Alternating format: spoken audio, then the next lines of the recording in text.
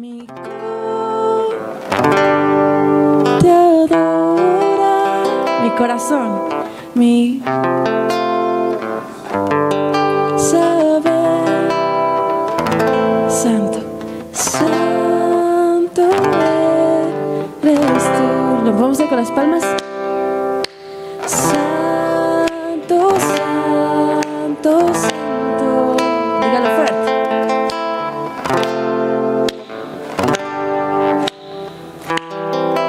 Y es que mi corazón sabe decir, santo eres tú. Santo, santo, santo. Mi corazón te adora. Mi corazón sabe decir, santo eres tú. Santo, santo, santo. Mi corazón te adora. Mi corazón sabe decir, santo eres tú, porque santo eres tú. Tú eres santo, mi Dios bendito. Hoy te cantamos a ti, Señor. Con un corazón dispuesto estamos todos acá reunidos con un solo propósito, y es el escuchar su corazón, el escuchar su palabra. Amén. Él es tan bendito que constantemente nos muestra su bondad, y esta canción dice la bondad de Dios. Él nos demuestra que a pesar de que le hemos fallado, a pesar de que su creación misma le haya negado, mire cuánto amor nos tuvo, que dio su vida por nosotros. Y esta canción es para ti, Señor.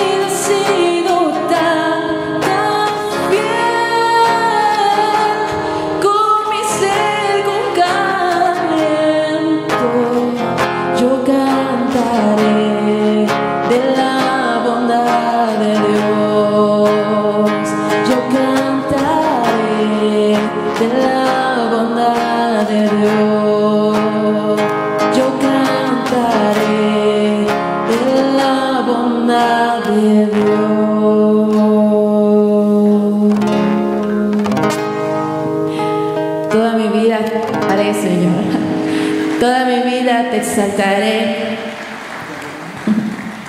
A Él le adoramos, a Él le cantamos, de Él depende su iglesia. Solamente necesitamos de Él. Así como la carne come los alimentos, así también el espíritu necesita también del alimento. Y eso es la palabra del Señor. Necesitamos de Él. Si no, ¿de qué forma cambiaríamos, iglesia? Ciertamente su palabra nos transforma, dice. Es como la espada de doble filo que penetra hasta lo más profundo, dice.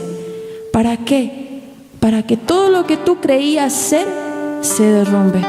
Nosotros no somos nada sin Cristo. Y eso Pablo constantemente lo menciona. Y a Él lo adoramos, a Él lo alabamos.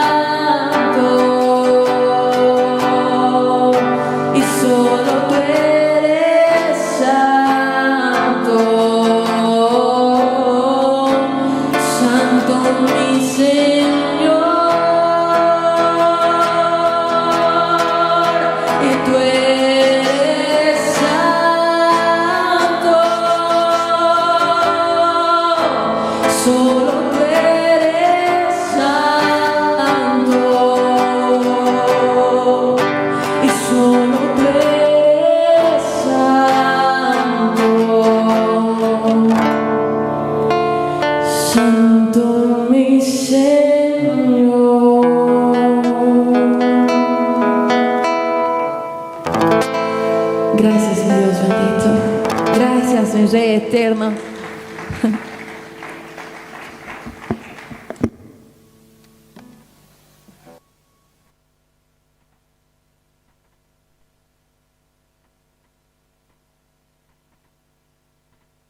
Sí, un fuerte aplauso más para el Señor, gloria a Dios. Qué hermosas alabanzas que estamos deleitándonos en esta tarde. Siéntase en casa, amado pastor, hermano, líder cristiano que ha venido a este hermoso lugar. Nosotros estamos reunidos para recibir palabra de Dios, palabra de aliento, palabra de edificación para su ministerio. Yo he sido fortalecido, tengo testimonio que a través de CLF, el ministerio, la iglesia ha ido creciendo y aumentando porque Dios ha hecho su obra perfecta. ¿Cuántos dicen amén, hermanos? Démosle la gloria a Dios una vez más. Fuerte aplauso al Señor. Bien, en esta tarde quiero invitar a mi amado pastor Marcelo Espejo para dar unas palabras de bienvenida, unas palabras de aliento a la iglesia, a los hermanos. El pastor Marcelo Espejo es el pastor presidente de la iglesia Generación de Fuego. Lo recibimos con fuertes aplausos, pastor.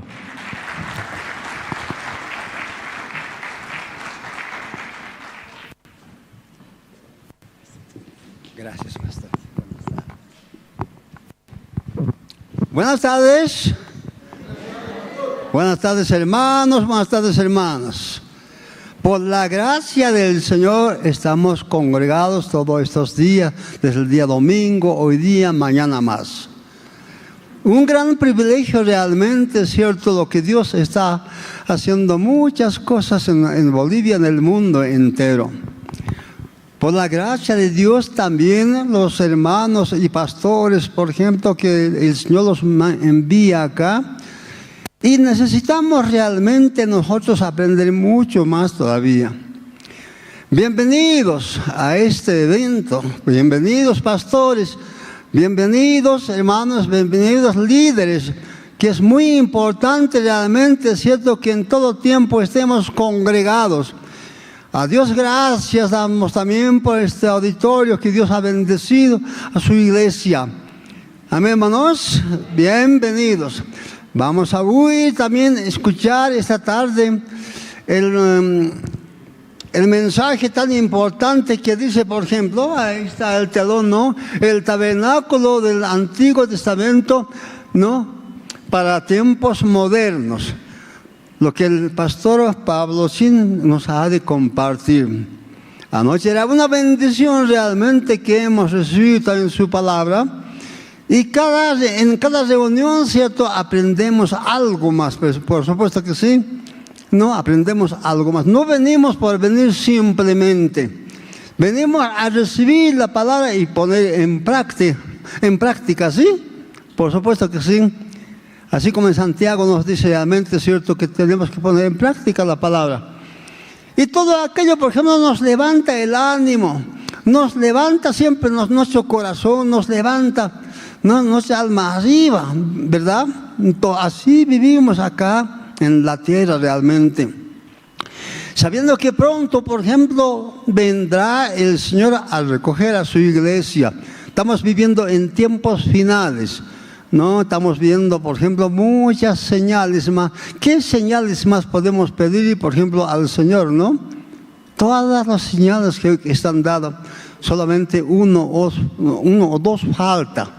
Nada más, ¿no? Y aquello también se ha de cumplir. Entonces el Señor viene y nos vamos donde el Señor nos ha de llevar.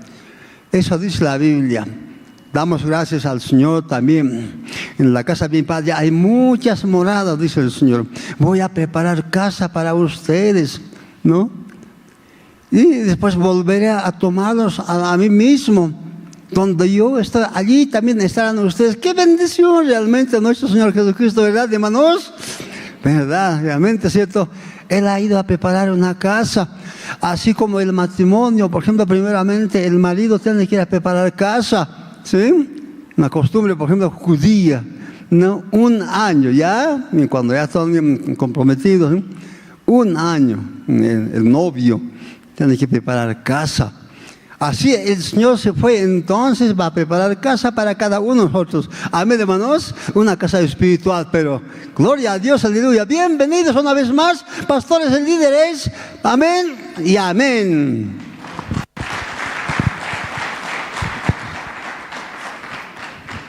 Sí. Como siguiente invitado especial, vamos a recibir también al pastor Edwin Calizaya, que pueda pasar. Vamos a invitarlo también que pueda pasar, dar unas palabras de bienvenida. Sí, Pastor Edwin Calizaya, presidente de las Iglesias Unidas de la Paz. Fuertes. Muy buenas tardes, estimados pastores, líderes, hermanos y hermanas, a todos los que están presentes, que Dios los bendiga en gran manera. Soy Pastor Edwin Calizaya Lanoca, pastor de la Iglesia Evangélica Amigo Central de Bolivia, de la zona de Villa Victoria, y actualmente presidente de Iglesias Evangélicas Unidas de la Ciudad de La Paz. En esta tarde, bueno, pues quiero saludar primeramente a los que están haciendo esta actividad, al pastor Andrés Lim, pastor Zubén Huanca, que lo vi, al pastor Adán Paco y a todos los que están organizando. También quiero agradecer por habernos cedido en este tiempo al pastor, que estaba acá con nosotros, el pastor Marcelo Espejo, que Dios lo bendiga, y a toda la Iglesia Generación de Fuego, que Dios les bendiga grandemente. También queremos saludar a quien va a exponer la palabra de Dios, el doctor Pablo Shim. Y hay un pasaje muy conocido que dice el Salmo 133:1, mirad cuán bueno y cuán delicioso es habitar los hermanos juntos en armonía. Hoy recordamos que no hay mayor amor, mayor bendición que estar unidos como familia. Cuando nosotros nos reunimos en amor, dejamos a un lado todas nuestras diferencias y permitimos que la paz de Dios gobierne y llene nuestros corazones, estimados hermanos. La armonía entre hermanos no solamente va a agradar a Dios, sino que también va a traer gozo, fortaleza y esperanza a nuestras vidas. Que cada encuentro que se vaya realizando sea una oportunidad para seguir alabando a Dios, glorificar el santo y glorioso nombre de nuestro Señor Jesucristo. Al mismo tiempo, sabemos que donde hay unidad, Dios derrama su bendición en abundancia, porque cada uno de nosotros nos necesitamos. Dice la palabra de Dios que sin Él nada podemos hacer, y qué lindo poder estar acá para seguir aprendiendo más de Él. Muchas gracias y que Dios los bendiga.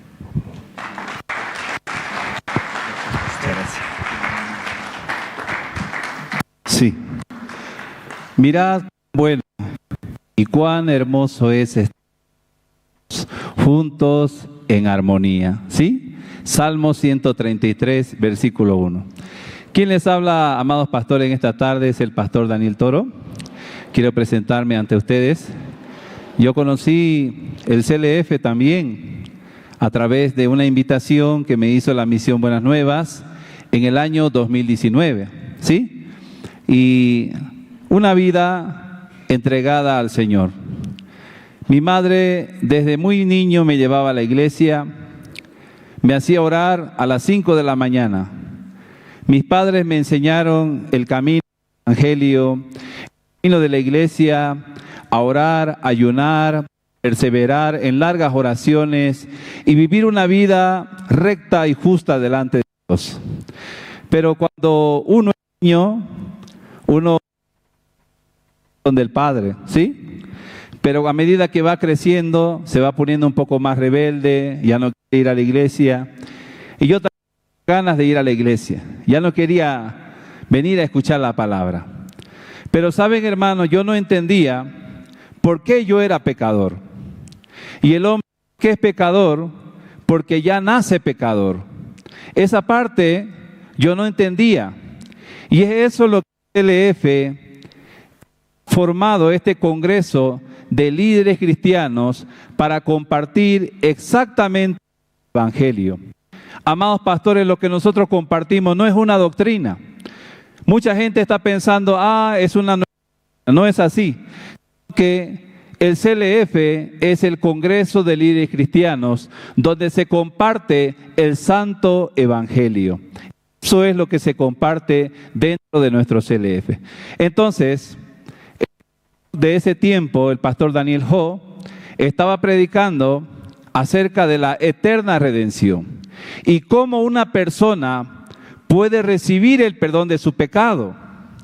Amados pastores, durante 30 años de mi vida pedía perdón, lloraba, ayunaba. Yo recuerdo una vez hice ayuno 3 días, 4 días, 5 días de ayuno para que Dios perdone mi pecado. Pero por más que yo me esforzaba, igual otra vez me sentía destituido y condenado. Y agarro de esta palabra en el libro de Romanos. Les invito a que puedan abrir sus Biblias. El libro de Romanos, capítulo 3. Vamos a leer juntos, pastores, esta palabra. Vamos a leer Romanos, capítulo 3, versículo 23. Dice así: por cuanto todos pecaron y están destituidos de la gloria de Dios. ¿Así dice o no dice en su Biblia? ¿Sí? ¿Ya qué quiere decir esta palabra? Por cuanto todos pecaron. No hay nadie justo, no hay nadie santo, no hay nadie recto delante de Dios. Para Dios todos son pecadores, porque nacimos de la semilla de Adán. No hay nadie que haga el bien. Todos pecaron, todos se desviaron. Pero dice la palabra de Romanos capítulo 3 versículo 24. ¿Qué dice, amados pastores? ¿Lo tienen ahí en su Biblia? ¿Sí? ¿Qué dice el libro de Romanos capítulo 3 versículo 24? Vamos a leer juntos, amén, pastores. Ya, ¿qué dice? Siendo mente por su gracia, mediante la redención que es en Cristo Jesús, dice, ¿verdad? Esta palabra llegó a mi corazón, pastores. Realmente yo llevaba una vida, todo el tiempo lloraba, todo el tiempo yo pedía perdón.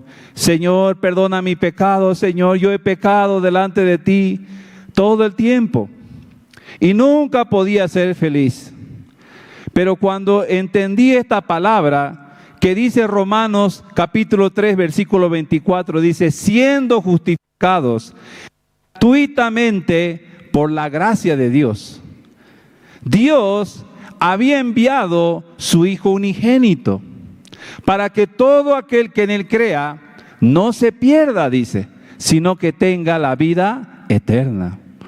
Hermanos y pastores, líderes cristianos, nosotros ya tenemos esta palabra. Dios nos ha regalado su palabra, es bendición para nuestra vida. Dice la palabra del Señor, escudriñad las Escrituras, porque en ellas está la vida eterna.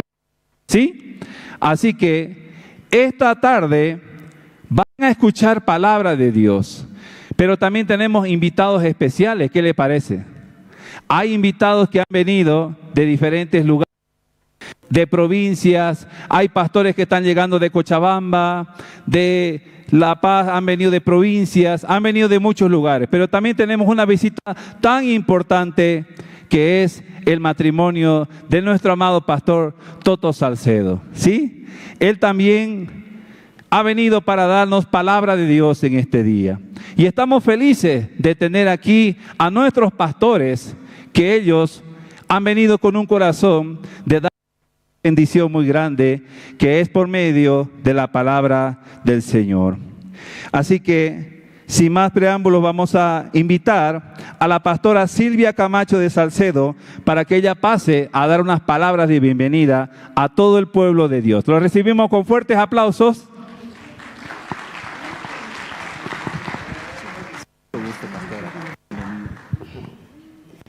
Bendiciones a todos ustedes. Perdón el atraso, por favor. El alto es tan grande que creo que estábamos ya en Viacha, no sé dónde.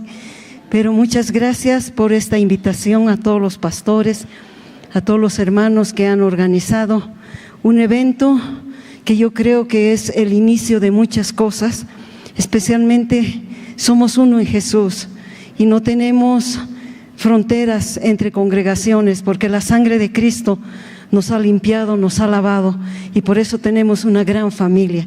Somos la familia de Dios y aquí estamos para apoyarnos, para servirnos, para amarnos, para respetarnos, para someternos los unos a los otros, para exhortarnos y edificarnos y así poder construir el reino de Dios. Es un privilegio para nosotros, mi esposo, y para mí y para la congregación eclesía, que les mandan un abrazo, les mandan un fuerte gloria a Dios por esto, por lo que están haciendo, por tantos lugares que ha tocado este ministerio, que realmente nos llena de gozo que la palabra de Dios esté siendo regada por todo el mundo. Es un tiempo muy especial para nosotros. Tenemos entendido que de aquí para adelante podrían pasar cosas muy grandes en nuestra querida Bolivia. Gracias una vez más. Les abrazo, Dios les bendiga. Le voy a presentar a mi dulce esposo, que estoy casada con él 51 años y gracias. Él dice que se ha casado a los 12 años. Entonces yo con él a los 7 será, ¿verdad? Pero aquí estamos, hemos pasado tiempos buenos, tiempos malos, como es un matrimonio con altos y bajos, pero por su gracia y por la misericordia de Dios, aquí estamos para servirles con toda mi familia, con todo nuestro corazón. Así que le dejo a mi pastor Totito para que pueda acompañarnos con la palabra.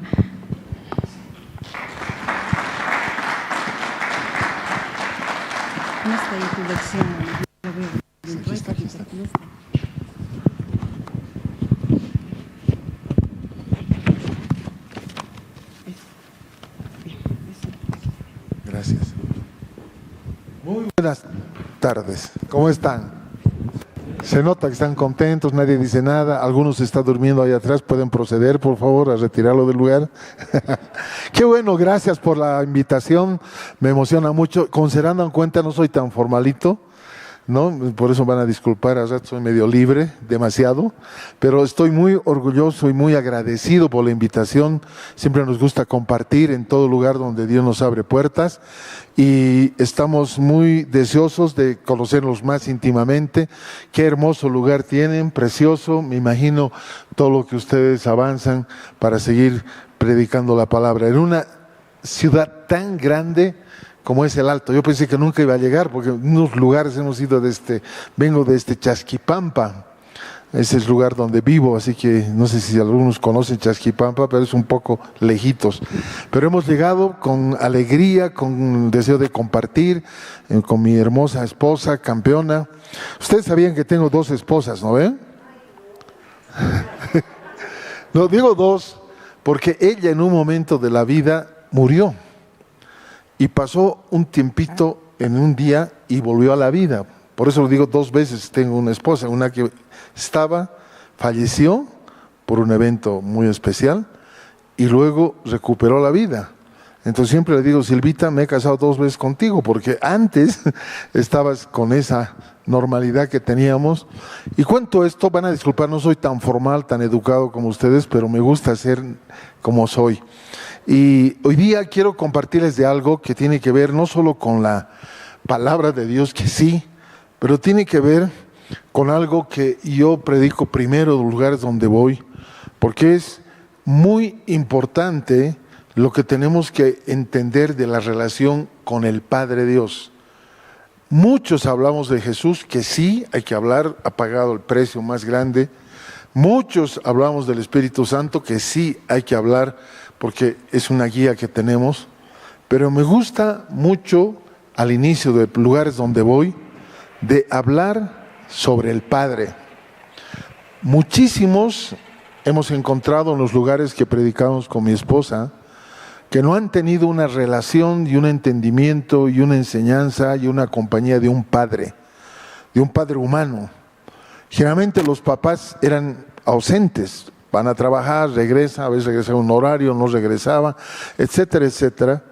Y entonces tengo yo para compartirles algo que sana todo lo que ustedes hacen en pro del Evangelio, en pro de nuestra amada Bolivia. Quiero hablarles cómo estar bajo los ojos del Padre. No sé cuántos de los que están aquí han tenido una buena relación con el Padre, porque generalmente en Bolivia sobre todo y en muchas otras ciudades específicas, la ausencia de Padre es notoria. Ellos piensan que llegan, dan dinero para el mercado o algo así, pero no son los que se conectan con los hijos. Generalmente son las mamás, las que están pendientes, las que cuidan, y los hombres, algunos, obviamente no está hablando del mundo cristiano, sino de los que tenemos que alcanzar, ellos piensan que con traer dinero, pagar mercado, está hecho todo. Pero muchos hemos crecido sin un respaldo, sin una guía de un verdadero Padre. Por eso, nuestra relación con el Padre Dios es clave. Ya les digo, en distintas denominaciones, con distintos énfasis, el poder hablar del Padre tiene muchos matices. Hay muchos, como les digo, que no han vivido una relación de papá.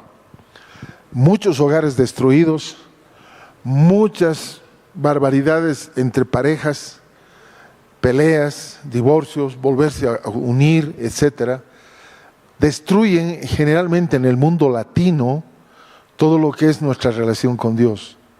Y si no estamos bien entre esposos, no estamos bien con nuestros hijos y con nuestros padres, no es bueno de esa manera hablar de Dios, porque hablamos de un Dios poderoso, enseñamos y compartimos, pero no vivimos. Así que quiero comenzar compartiendo un testimonio que cuenta muy bien lo que significa fijar los ojos en el Padre. Yo sé que la mamá es increíble, es más, parece un segundo papá, porque las mamás corren, van, si han comido, si no, si su ropa está bien, etcétera, etcétera, etcétera. Pero eso es algo que tenemos que aprender a vivir. Cómo nosotros hemos recibido el contacto de un padre. Mi papá murió a sus 41 años. Era un hombre, el último de una familia de 7. Tenía como 12 o 14 años de diferencia. Él fue el último hijo de todos estos otros. Así que de muy niño lo llevaban a sus, no voy a decir fiestas, pero a sus lugares donde iban a beber. Y a los 7 años a mi papá le enseñaron a beber. No tenían conocimiento del cristianismo, su catolicismo era como muchos conocemos, pero mi papá no tuvo una imagen de papá. Y nuestra mirada al Padre Dios tampoco es muy fuerte, porque muchos nos ha agradado y nos agrada, y no es malo, seguir al Espíritu Santo, seguir al Hijo, pero nos olvidamos de nuestra paternidad. Así que quiero comenzar una vez más compartiendo un testimonio que cuenta muy bien lo que significa fijar los ojos en el Padre. Va a ser sanador con seguridad, va a ser alguien que nos va a llenar algunos vacíos que tenemos, pero sobre todo lo que va a suceder es que vamos a vivir una sanidad interior que nos va a ayudar a ser distintos padres, distintos hogares. Hay una historia de un bebé que había nacido con casi 3 kilos, pero en pocos días este bebé empezó a perder peso de una manera rápida. Los médicos descubrieron que tenía una infección este bebé y ordenaron internar a la mujer, a la madre, por dar a luz de emergencia. Lo que había sido un tiempo de alegría por su nacimiento se convirtió de pronto en una preocupación, en un temor y en una incertidumbre. No sabían qué iba a suceder. Cuando llegaron a la clínica, el panorama no era alentador. El lugar estaba completamente lleno, había personas siendo atendidas, incluso en los pasillos de esa clínica, de ese hospital, porque no daban abasto a lo que estaba sucediendo. Los médicos revisaron a la bebé y al ver la orden médica sus rostros reflejaron la grave situación que tenía un bebé. Poco después se acercó la jefa de neonatología y les dio una noticia muy difícil. Presta atención porque esto va a cambiar tu vida el día de hoy, no porque yo estoy predicando, sino por lo que vamos a escuchar, que va a sanar y va a volverte de otra manera, con más profundidad, a una relación con Dios Padre. Reitero, se acercó la jefa de neonatología y les dio una noticia muy difícil. La clínica estaba colapsada y no había una habitación, no había lugar en el área de los cuidados intensivos para recién nacidos. Pero tampoco podían llevarse al bebé por su cuenta porque su vida corría peligro. Y debían esperar una ambulancia especializada para poderla llevar a otro hospital. Aquí recuerda la palabra que dice: y Moisés hizo una serpiente de bronce y la puso sobre un asta, y cuando alguna serpiente mordía a alguno, miraba la serpiente de bronce y vivía. Eso pasaba en el Antiguo Testamento. En esta historia vamos a ver algo muy importante. La sanidad en ese entonces, está hablando Antiguo Testamento, venía cuando el pueblo, esto es importante, miraba la provisión de Dios. Y esto es clave, esto es muy importante. Por eso hay una diferencia profunda entre conocer a Dios y vivir como hijo de Dios. Escucha esto que es muy sanador. No importa la edad que tengas, no importa si has empezado el Evangelio hace poco, pero hay una diferencia profunda, reitero, una vez, entre conocer a Dios y vivir como hijo de Dios y como el Padre que tenemos natural. Así que muchos han aprendido a admirar a Dios como poderoso, como alguien grande y lejano, pero la esencia del mensaje es otro. No fuimos solo llamados para admirarlo, fuimos llamados para caminar con nuestro Padre Dios.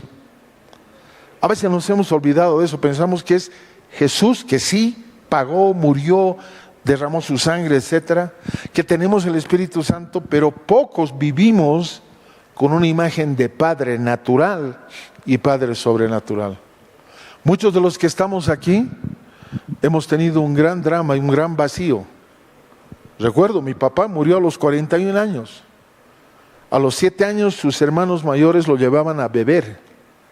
Eran 7 hermanos, mi papá el menor. Él murió a los 41 años, reitero. Porque desde muy joven, 7 años, al ver que los padres de ellos le decían: tienes que cuidar a tu hermano menor, lo que hacían, llevarlo a los bares donde estaban y le hacían beber alcohol. Así que los niños naturales necesitan ídolos, pero los hijos maduros prefieren a alguien cercano junto a ellos. Que los padres hoy que están aquí estemos cercanos a los hijos de verdad. Los niños espirituales necesitan ídolos, pero los hijos maduros prefieren a alguien cercano que camine junto a ellos, decía. Y ese punto de partida, entender que Dios no quiere ser solo observado, quiere ser experimentado como Padre. Amo a Jesús, claro, lo he vivido. Amo el Espíritu Santo, sí, lo sentimos. Pero la imagen de Padre no fue la misma. Les reitero, mi padre murió a los 41 años. Reitero, sus hermanos los llevaron desde los 7 años a beber. Él era el menor por muchos años en distancia. Pero muchos de nosotros tenemos heridas de lo que es una relación con Padre, con el Padre Dios. ¿Cuánto se habla del Padre Dios en congregaciones, en reuniones y en todo lugar? Así que la verdadera libertad no está en hacer lo que queremos, sino lo que el Padre haga, lo que quiera con nosotros, porque es papá. Una vez más, amo al Espíritu Santo, amo a Jesucristo, vivo con eso.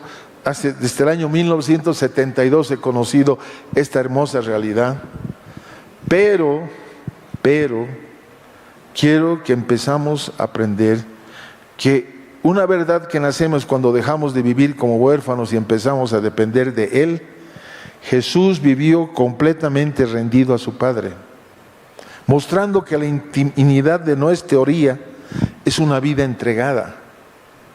Los padres lejanos en el mundo entero abundan. Conciben hijos, pero no cuidan y no dan imagen de padre.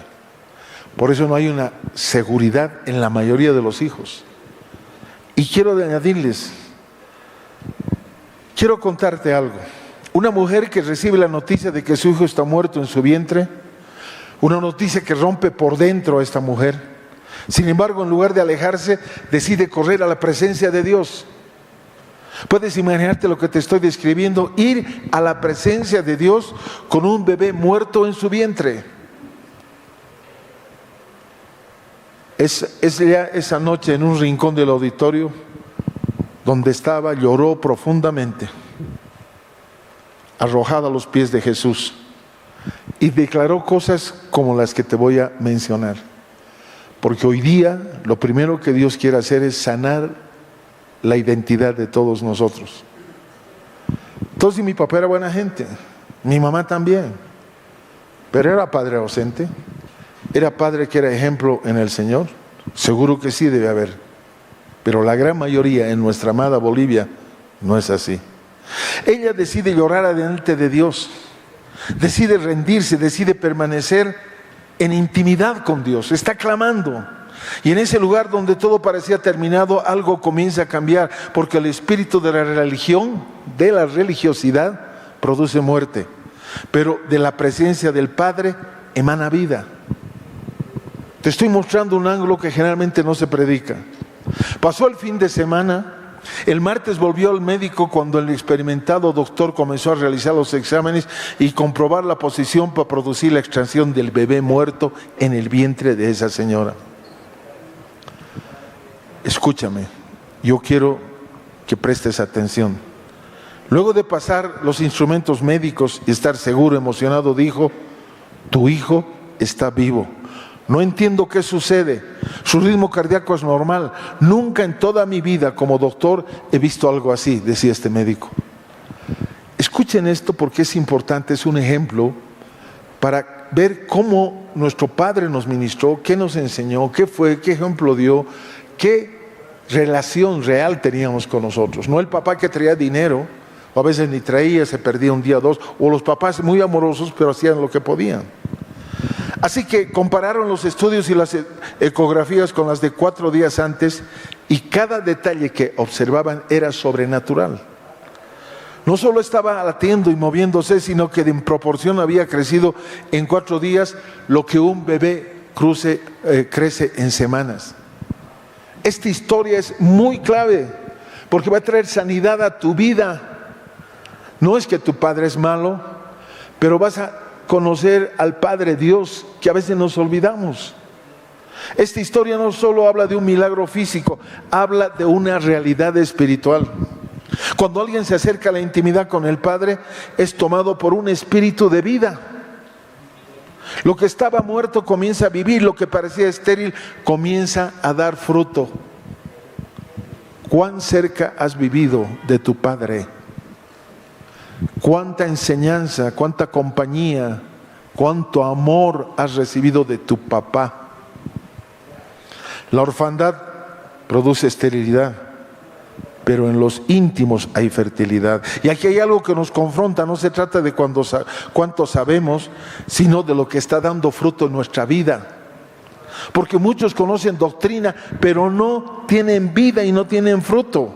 Una cosa es conocer la doctrina y otra cosa es tener vida en Cristo y vida en la doctrina. No tienen fruto, no tienen evidencia de un Padre cercano. ¿Cuán cercano ha sido tu papá en toda tu vida? Papá que estás aquí, ¿cuándo aprendiste a ser cercano con tu hijo? Aún estando en el cristianismo. La palabra de Dios dice en Gálatas, en el capítulo 4, en el verso 6 y 7. Y debido a que somos sus hijos, Dios envió al Espíritu de su Hijo a nuestro corazón, al Espíritu Santo. Y dice además, el cual nos impulsa a exclamar: Abba, Padre. ¿Cuántos hablamos Abba, Papito? Eso quiere decir, ¿cuántos? ¿Cuántos nos dirigimos hacia el Padre Dios?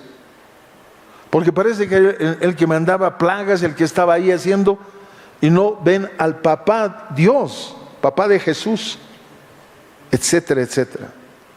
Así que ya no eres esclavo, ni tú ni yo, sino somos hijos de un Padre. ¿Somos hermanos en Jesús? Sí. ¿Tenemos al Espíritu Santo? Sí. Pero quiero recordarte que eres hijo del Padre Dios. Eso tiene que entrar en tu espíritu si no lo tienes. Y si eres hijo, entonces eres heredero. Los padres dejan herencia y el Padre Dios te dejó. Eso significa que no solo le perteneces, sino que también participas con Él. ¿Cuán cercana ha sido tu acercamiento? ¿Cuán cercano a tu papá? Hablo de mi experiencia. Y mi experiencia la conocí en mucha gente más que conocía a su padre de lejos, que conocía un padre ausente. Así que, reitero, ya no eres esclavo, eres hijo, y si eres hijo, eres heredero del Padre Dios. Eso significa, una vez más, que no solo perteneces, reitero esto, sino que participas con Él. Participas de su vida, participas de la naturaleza. Todos nos parecemos a nuestro papá, pero tenemos un Padre Dios inmenso, creador del cielo y la tierra. Tenemos su herencia, y como dice en 2 de Pedro, en el capítulo 1, versos 3 y 4, escucha: mediante su divino poder, Dios nos ha dado todo lo que necesitamos para llevar una vida de rectitud, todo lo que recibimos al llegar a conocer a aquel que nos llamó por medio de su maravillosa gloria y excelencia. En el verso 4 de este 2 de Pedro capítulo 1 dice: y debido a la gloria y a la excelencia nos ha dado grandes y preciosas promesas. Estas promesas hacen posible que ustedes participen de la naturaleza divina y escapen de la corrupción del mundo causado por los deseos humanos. Escrito por el Espíritu Santo a través de Pedro. Todo lo que pertenece a la vida y a la piedad ya nos ha sido dado. Pero muchos hijos e hijas de Dios en el planeta, y especialmente en nuestra amada Bolivia, no se han atrevido a vivir una relación con su papá Dios, con su hermano Jesús y el Espíritu Santo. Pero sobre todo como papá. El papá es el que cobija, el papá es el que enseña, papá es el que guía, y a veces lo tenemos tan lejos que nos hemos dedicado a otra cosa. Entonces la pregunta no es si Dios nos dio, la pregunta es ¿por qué muchos no viven lo que ya nos pertenece? Y la respuesta vuelve a ser el mismo punto: porque viven con mentalidad de huérfanos. Pregúntate, ¿te sientes huérfano de algo? ¿Del padre que tenías físico, humano? ¿Eres cercano al Padre Dios? Porque muchos son cercanos al Espíritu Santo, que no está mal, a Jesús, que no está mal, pero la relación con el papá es importante. Así que conozco un caso de un matrimonio lleno de amor que adoptó una niña. Cuando la muchacha era pequeña la escogieron, le dieron amparo, su apellido de su amor y provisión, y fue llamada hija, fue amada, cuidada, sostenida, pero en su interior no podía aceptar ese amor. Vivía bajo el mismo techo, pero rechazaba su identidad y no se sentía digna del amor de sus padres. Te estoy hablando a ti, me hablo a mí, para saber si tú y yo hemos bebido del amor de Padre. Como te digo, mi papá vivió muy poco tiempo, 41 años. Y solo fue esa semana que les comenta que pude hablar con él de Dios, recibió, compartimos. Bueno, fue muy poderoso. Pero me perdí mi papá todos los otros años anteriores. Pero soy feliz porque sé dónde está. Así que muchos dicen que decidió cambiar su apellido, estoy dando el ejemplo, y aunque vivía bajo el mismo techo, renegaba de la herencia de sus padres. Sus frases eran: yo no soy como ustedes, yo no soy su hija, Aunque intenté todo, jamás seré su hija. Mi realidad es otra. Mis padres biológicos me abandonaron y no hay nada que pueda hacer para cambiar esto. Imagina cómo se siente el corazón del padre cuando luchamos en aceptarlo, su paternidad, y nos resistimos a recibir su amor y su herencia. ¿Cuántos tenemos amor por el Padre? ¿Cuántos hemos recibido su amor por ellos? ¿Cuántos de nosotros hemos entendido que no podemos resistirnos al amor de un padre? Porque los padres han pasado, los que no conocen al Señor, y padres que conocían a Dios se han vuelto muy religiosos, muy severos, porque pensaban que son del cuerpo especial de seguridad del cielo para usar otro método para enseñar a los hijos.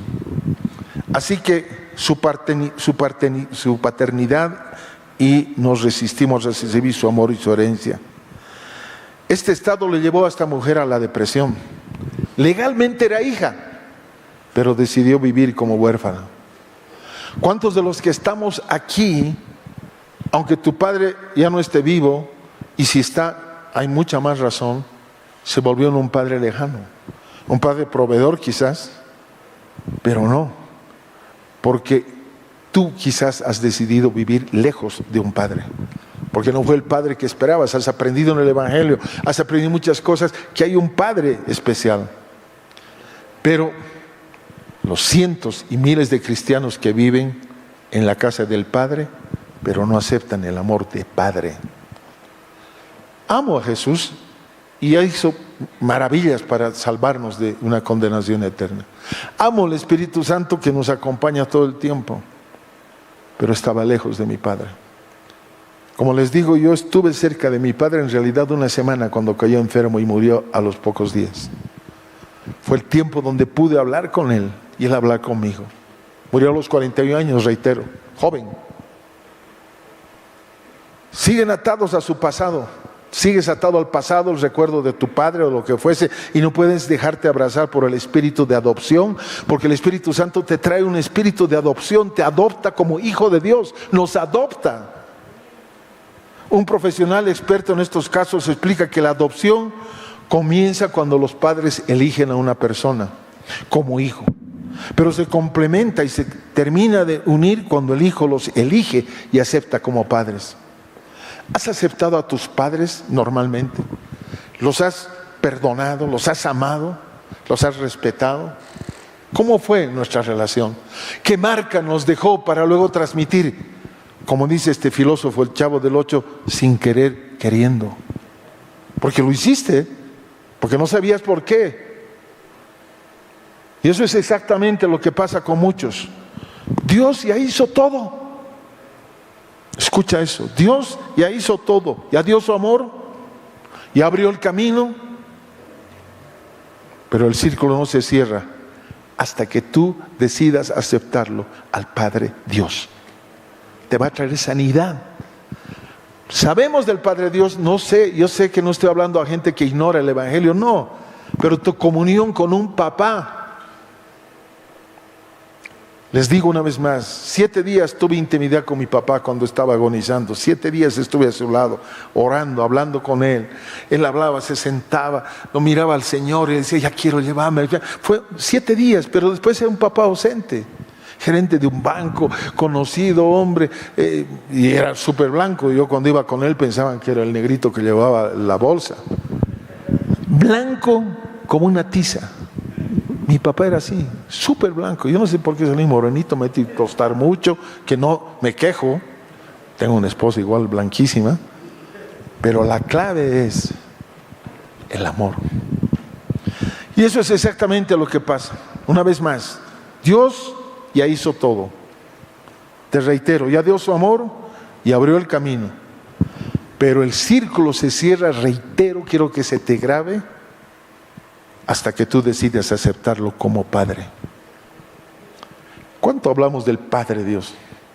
No el Padre nuestro que está en los cielos, al Papa Dios. ¿Cuántos hemos tenido un referente de Padre natural que nos hizo amar a Dios?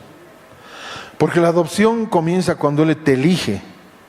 Una vez más te reitero, pero se completa cuando tú lo eliges. Al Padre Dios y al Padre que tú tienes. Y si no tuviste, ¿cómo fue?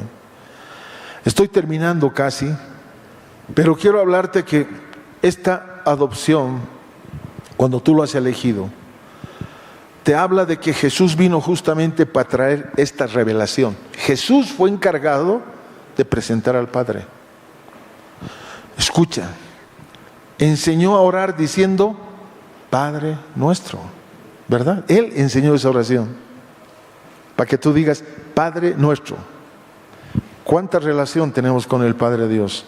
No era solo la forma de oración, era una invitación a una identidad. El Padre te da identidad.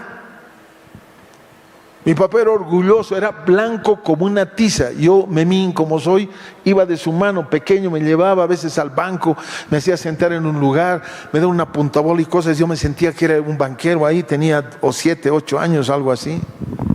Blanco. Todos no creían que yo era su hijo.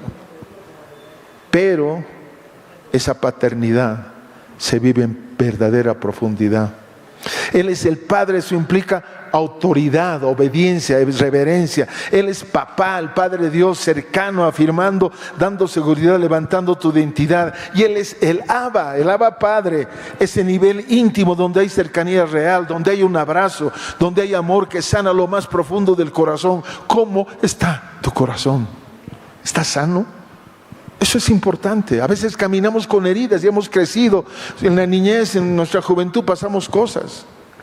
Así que reitero, el camino hacia esa identidad no es cómodo. Es un camino de muerte que teníamos a una resurrección. Qué importante. Cada vez que mueres a algo que Dios te pide, algo glorioso resucita en ti y en mí. Escucha. Y esto es práctico. Esto toca vivir en la vida diaria. Muere el orgullo y nace la humildad. Muere el temor y nace la confianza. Porque tienes un papá, Dios, que te cuida, que es real, que mandó a su Hijo a pagar el precio de nuestra maldad y nos hizo libres en el nombre poderoso de Cristo Jesús. Mira lo hermoso que es. Tal vez hay áreas de tu vida que sientes que no tienen solución. Tal vez hay cosas que ya diste por perdidas en tu vida. Tal vez hay heridas que todavía te pesan hoy. Pero el mensaje es claro. Cuando entras en la intimidad con el Padre, la vida comienza a fluir otra vez. ¿Estás seco? ¿De pronto te sientes así como huérfano y luchas solo? Tenemos un papá Dios, que hizo lo más grande que un padre hace, dar su Hijo para que vivamos en victoria. Por esto, no solo es algo que quiero que escuches, es una invitación que te doy para que respondas a lo que te estoy comentando. Es momento de dejar de resistir vivir fuera de su amor. Aceptemos el amor del papá Dios. Por eso en el mundo católico se han inventado un montón de santos, santas, todo, porque nunca han encontrado el amor del Padre. Es momento, una vez más, de dejar de resistir el amor del Padre. Es momento de dejar de vivir como huérfanos. No somos huérfanos, tenemos papá. Es momento de aceptar lo que Él ya declaró sobre ti. Él ya nos llamó hijo, ahora te toca a ti llamarle papá. Vive esa sanidad. Yo lo aprendí a vivir con mi papá agonizando 7 días a mi lado. Entendí el amor de Él. Me dio un amor que nunca tenía. Reitero, murió a los 41 años, muy joven. Termino. Ríndete al amor de Él, del Padre Dios. Acércate a su presencia. Háblale con sinceridad. Llámalo Abba. ¿Cuándo hemos orado? Abba, papito. Padre nuestro que estás en los cielos, santificado. Nunca le decimos papito. No desde la costumbre, sino desde el propio corazón, desde nuestra intimidad, porque cuando lo haces, algo se activa en nuestro interior. Yo sané mi vida de papá cuando lo tuve 7 días agonizando a mi lado, hablando con Él, Él sabiendo que iba a partir y tuviendo una intimidad que nunca antes había tenido. Porque cuando un hijo decide acercarse al Padre, el cielo responde. Y hoy, en este momento, ese proceso puede comenzar en ti. Te animo a vivir muy cerca del Padre Dios. Y si eres padre, a dar lo que este Padre Dios te va a enseñar. Que fue capaz de entregar a su Hijo Jesús para que hoy día haya un Jesús victorioso que pagó la sangre derramada para salvarnos. Porque papá permitió, papá Dios. Que Dios los bendiga y su vida cambie totalmente. Que puedan ser los padres más gloriosos y poderosos de esta nación. Que nuestros hijos no sean solamente porque le damos unos pesos o los inscribimos en un buen colegio. Si con nuestra compañía con él para alentarlo va a valer la pena, sea hombrecito o mujer, compañía de la mamá obviamente, pero el Padre es imagen. Que venga una transformación, que Dios los bendiga y gracias por esta oportunidad. Dios los guarde.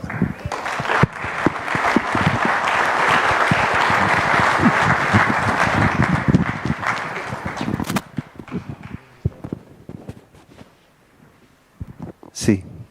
Bien, qué hermoso, pastores, estén reunidos en este lugar. ¿Están felices de estar aquí? Yo también me siento feliz. Gracias, Pastor Toto Salcedo, que nos ha dado su participación, esa palabra para la familia, para los hijos, para que escuchen y reflexionen en el amor del Señor. Bien, seguidamente vamos a presentar un video acerca de los 60 años de la misión Buenas Nuevas. Vamos a ver el siguiente video. Les invito a que puedan presenciar este precioso video.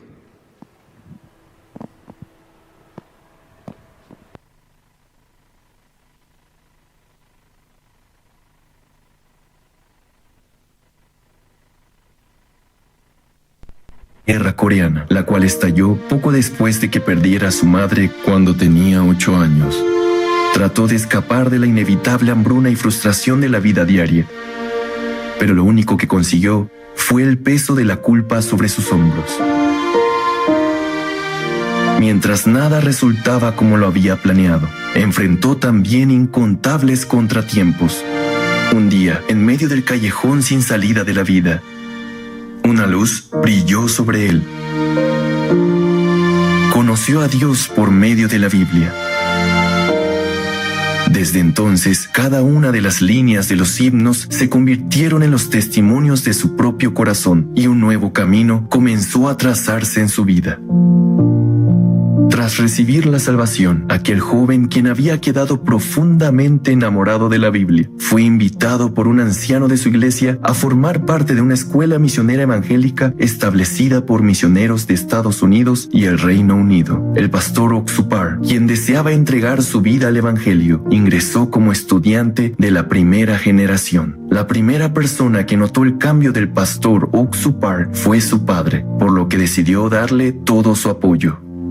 Luego de graduarse de la escuela misionera evangélica, pero sin tener a dónde ir, el pastor Oxupar decidió viajar a un lugar que solía visitar para ir a predicar cuando era un estudiante de la escuela misionera, la villa Apcocton. La villa en Apcocton, donde nadie acostumbraba a visitarlo, fue un tiempo en el que aprendió a buscar y confiar únicamente en Dios. Por más que el pastor Oxupar continuó pasando hambre y pobreza, su corazón era más feliz que el de cualquier otro. Después de mudarse a Kochang, Changpali, en tan solo 1 año y medio, más de 100 personas recibieron la salvación y cerca de 40 personas comenzaron a asistir a la iglesia. El pastor Oxupar comenzó a descubrir la gran felicidad que le podía dar el vivir como predicador del evangelio. Y desde entonces, Dios comenzó a enseñarle la vida espiritual. En 1965 se enlistó en el servicio militar. Para él, el ejército era un nuevo lugar para evangelizar. Mientras disponía todo su tiempo en predicar el evangelio, Dios le proveyó en todas sus necesidades.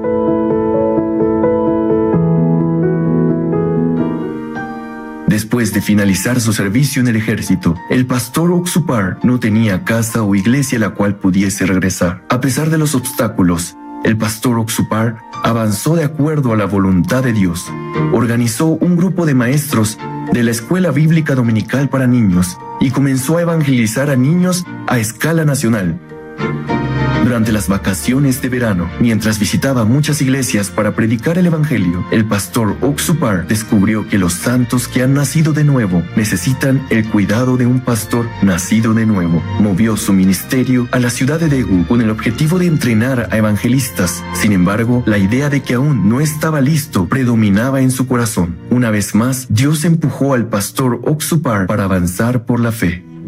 Desde entonces, el testimonio de fe que recibió a través de sus hijos y de las incontables experiencias se han convertido en un fundamento de entrenamiento para la formación de evangelistas. En 1976, el edificio de la iglesia de Daegu era un salón vacío y modesto, pero el pastor Oxupar comenzó una escuela misionera confiando únicamente en la voluntad de Dios. Tras haber iniciado la escuela misionera, el pastor Oxupar no tuvo más alternativa que orar. Primero oró por comida, pero de pronto descubrió que se encontraba orando para que el evangelio fuese predicado en todo el mundo.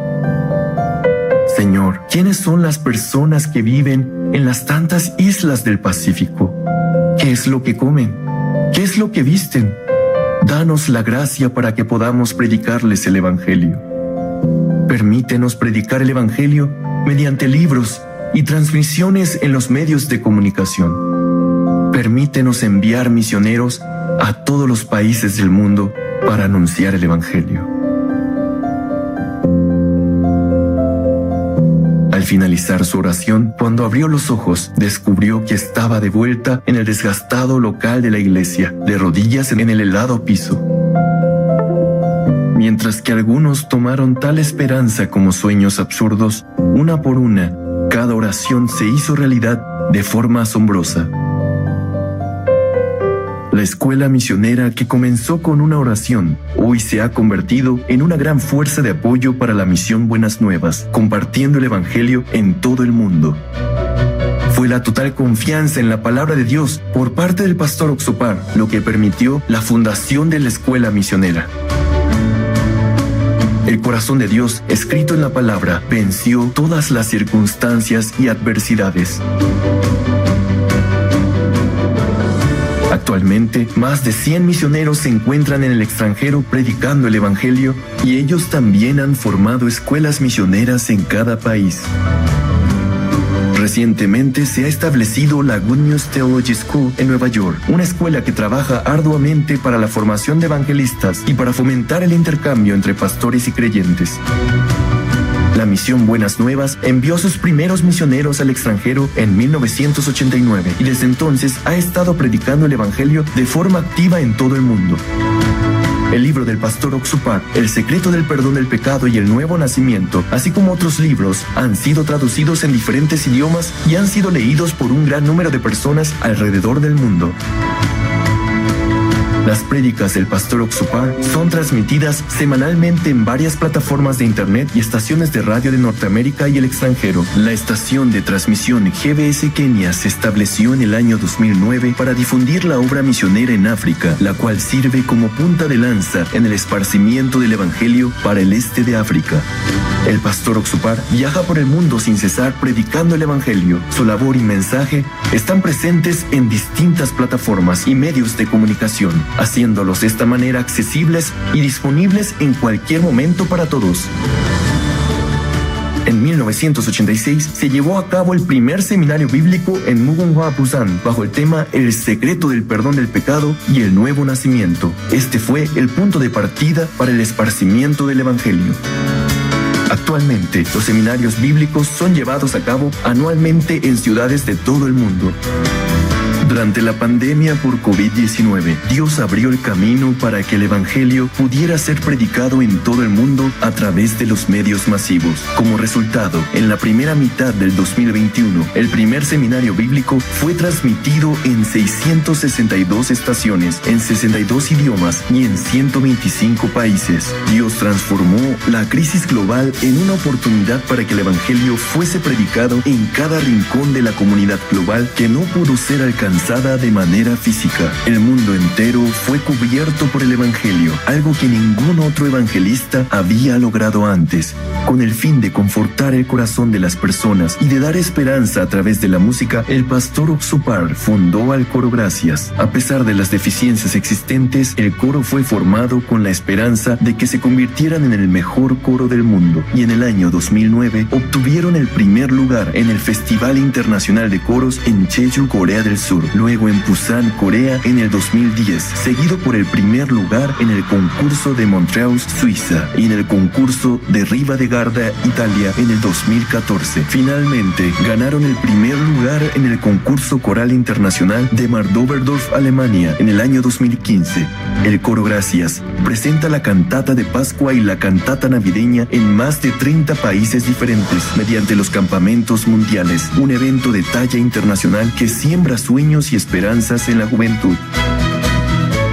Donde sea que el Evangelio es predicado, América, Europa, Oceanía, incluso en las remotas áreas de África, el Coro Gracias está presente. Ahora mismo, sus canciones están guiando a numerosas personas hacia el amor de Dios.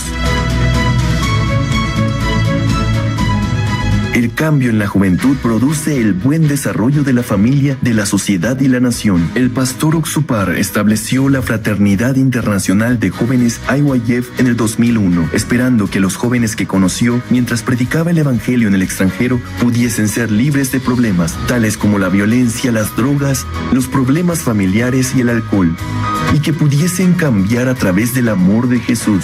Hoy en día, IYF es un lugar de encuentro y de intercambio en donde jóvenes de todo el mundo pueden convivir y mantener contacto con un mundo más amplio, un lugar en el que los jóvenes tienen un papel importante, proponiendo soluciones reales ante los problemas globales, soluciones basadas en valores cristianos. Los jóvenes, siendo las estrellas que alumbran el mundo, están siendo guiados para vivir una vida donde ellos duermen felices y despiertan con esperanza. El pastor Oxupar ha implementado la educación para el desarrollo del intelecto, con el fin de que los jóvenes desarrollen una mentalidad sana y puedan convertirse en líderes del futuro. Funcionarios de diferentes gobiernos han reconocido los resultados de dicha educación, por lo que han organizado encuentros entre el pastor Oxupar y sus jefes de Estado. Dichas autoridades han quedado convencidos de la importancia de esta educación y han comenzado a promoverla. Las entidades gubernamentales que han conocido al pastor Park no solo han abierto sus corazones a esta educación, sino también al Evangelio. Actualmente, IYF promueve con los ministerios de gobiernos sobre los procedimientos para que la educación para el desarrollo del intelecto pueda aplicarse de forma oficial en las instituciones educativas de cada país. Con el sueño de lograr la evangelización mundial mediante la unión del cristianismo a través de las Sagradas Escrituras y por medio de la reforma espiritual y la unión entre pastores, en el año 2018 el pastor Oxupar estableció el Congreso de Líderes Cristianos CLF en Nueva York, luego de percibir la gran necesidad de los pastores que practican el ministerio del arrepentimiento y la fe, y con el objetivo de resolver los problemas que hoy enfrentan el cristianismo. El pastor Oxupar comparte la palabra con los pastores a través del CLF para que continúen ministrando como hombres conforme al corazón de Dios, tal y como se muestra en la Biblia. Cada año en Nueva York se celebran 2 congresos mundiales de CLF en el mes de marzo y noviembre. Al igual que en otros países, grandes y pequeños congresos están trazando camino hacia una historia asombrosa en la cual pastores de todo el mundo predican el Evangelio juntos, superando las barreras de la doctrina y las denominaciones. Ya han pasado 60 años desde que el pastor Oxupar comenzó a predicar el Evangelio. Existe una razón por la cual el mundo entero ha puesto atención en su labor, y es porque ejerce una influencia positiva al predicar la palabra de Dios. Es considerado un verdadero líder de esta era, ofreciendo cambios prácticos en la vida y no una educación basada en teorías y conocimientos. El pastor Oxupar promueve la Biblia como único fundamento. Actualmente, incontables pastores de todo el mundo han decidido apoyar al pastor para esparcir el Evangelio. Hace 60 años, el pastor Oxupar decidió confiar únicamente en el Evangelio. Hoy, él continúa conservando ese mismo espíritu gracias a que vive dedicado a orientar a incalculable número de personas para que se conecten con Dios.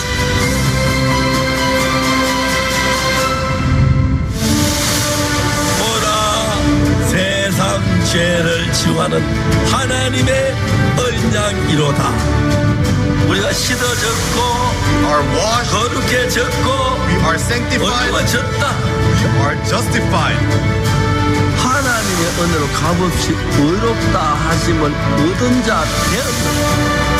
내가 그들의 죄악을 사하고 다시는 그 죄를 기억지 아니하리라. 여호와의 말이니라. 오직 자기 피로 영원한 속죄를 이루사 단번에 성소에도 인터redemption 영원히 우리를 온전하게 했습니다.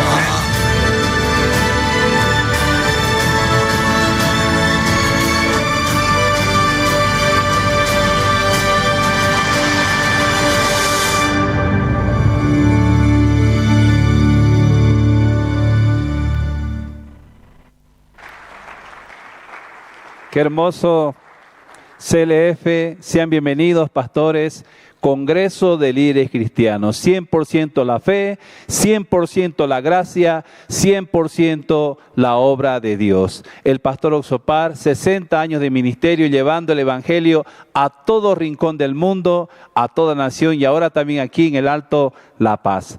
Vamos a recibir ahora con fuertes aplausos al coro Esperanza que va a alabar. La alabanza digno es el Señor. Fuertes aplausos para el coro Esperanza.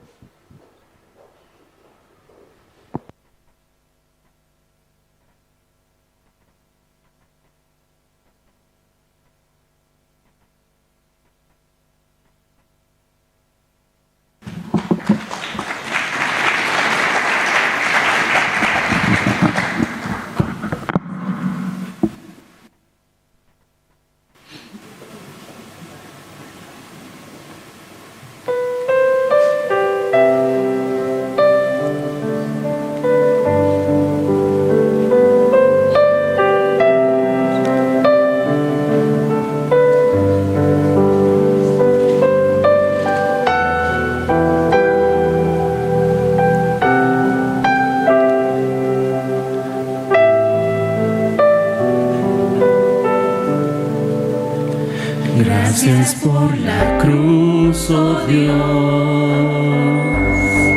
el precio que pagaste por mí, llevando mi pecado allí, sublime amor, tu gracia me salvó. Gracias por tu amor, oh Dios.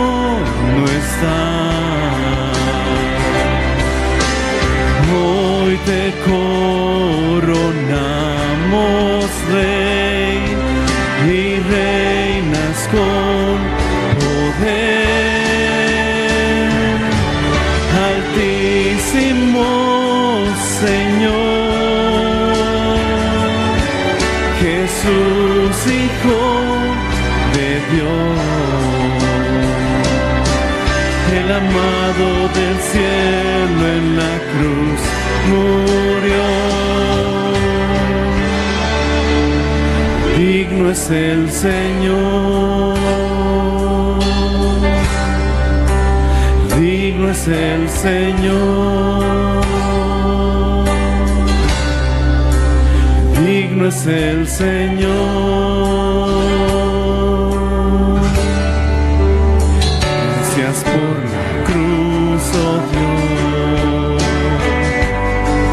el precio que pagaste por mí, llevando mi pecado allí, sublime amor,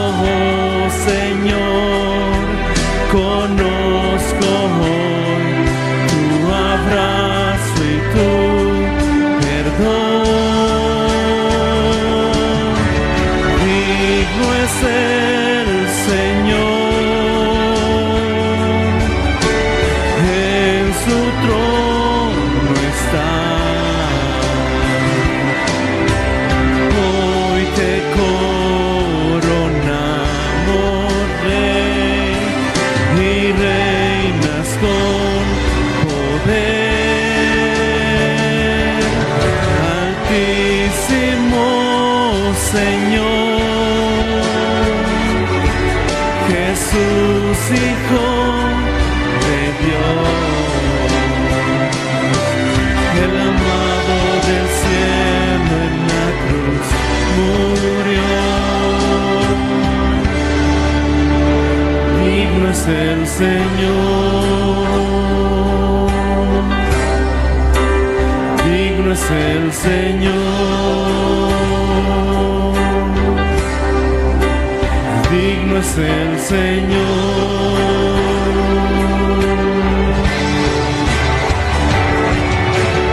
Digno es el Señor, en su trono está.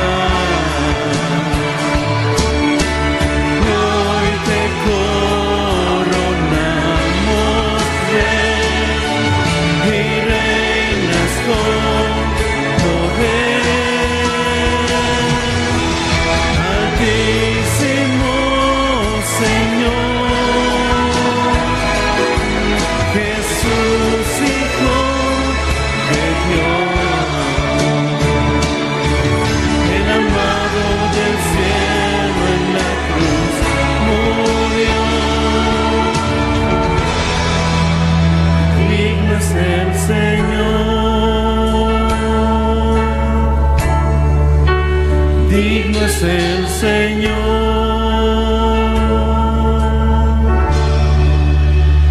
digno es el Señor.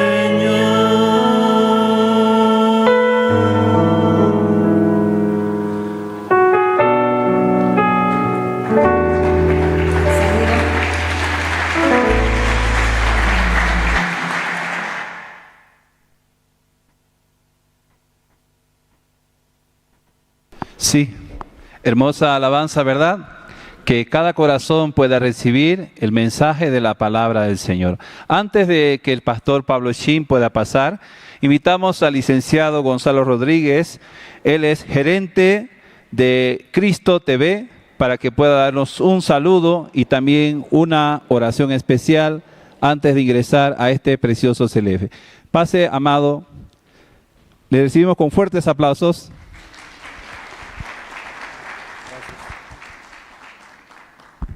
Bueno, bendiciones a todos. Gracias por asistir, gracias por la invitación también que nos hace la Iglesia Misión Buenas Nuevas. Y qué bueno es saber que a través de esa plataforma que han construido, que es el CLF, pueden alcanzar y enseñar a tantos líderes, a tantos pastores, que no vemos denominación, no vemos nombre de la iglesia, sino un cuerpo que se edifica, un cuerpo que aprende, que crece en la palabra para poder llevar el evangelio a las naciones. Y esto es lo que hace este ministerio, así que es una labor grande. Y labor grande también la que hace el pastor Oxo Park, de la cual tenemos el privilegio de transmitir a través de nuestros medios de comunicación que ha regalado Dios a nuestros pastores Toto y Silvia.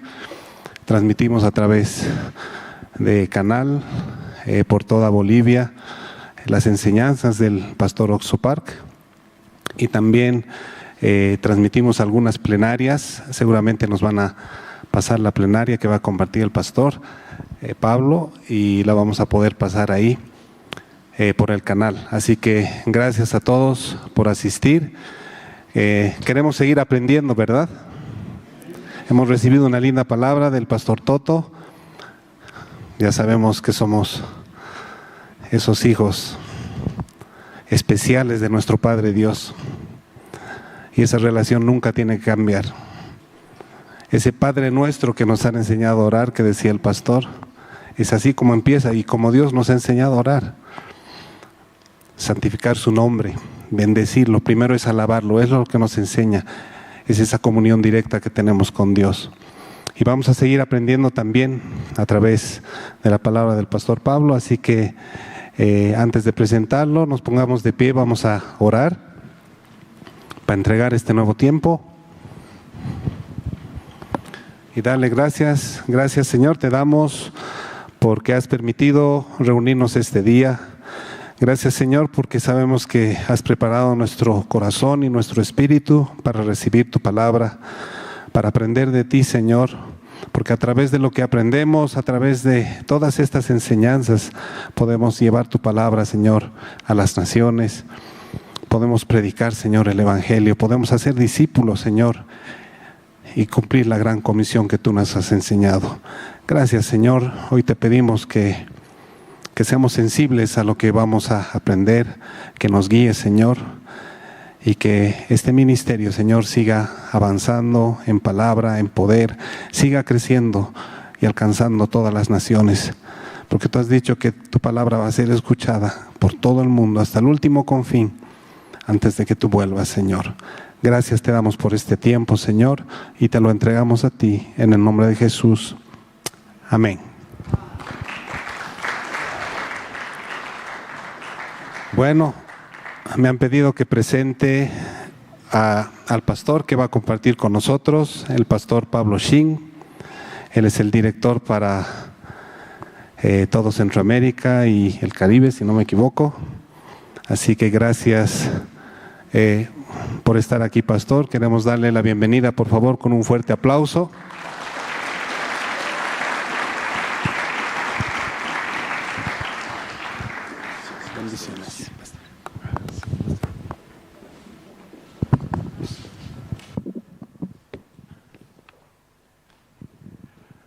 Bendiciones. Bendiciones. Para mí siempre es un honor el poder compartir la palabra del Señor y también es un placer. Primero vamos a buscar el Antiguo Testamento, el libro de Éxodo, capítulo 27.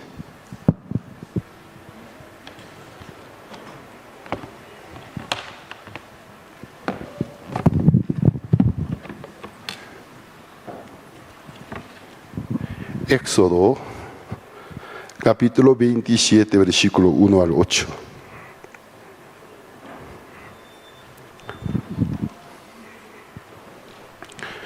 El Antiguo Testamento,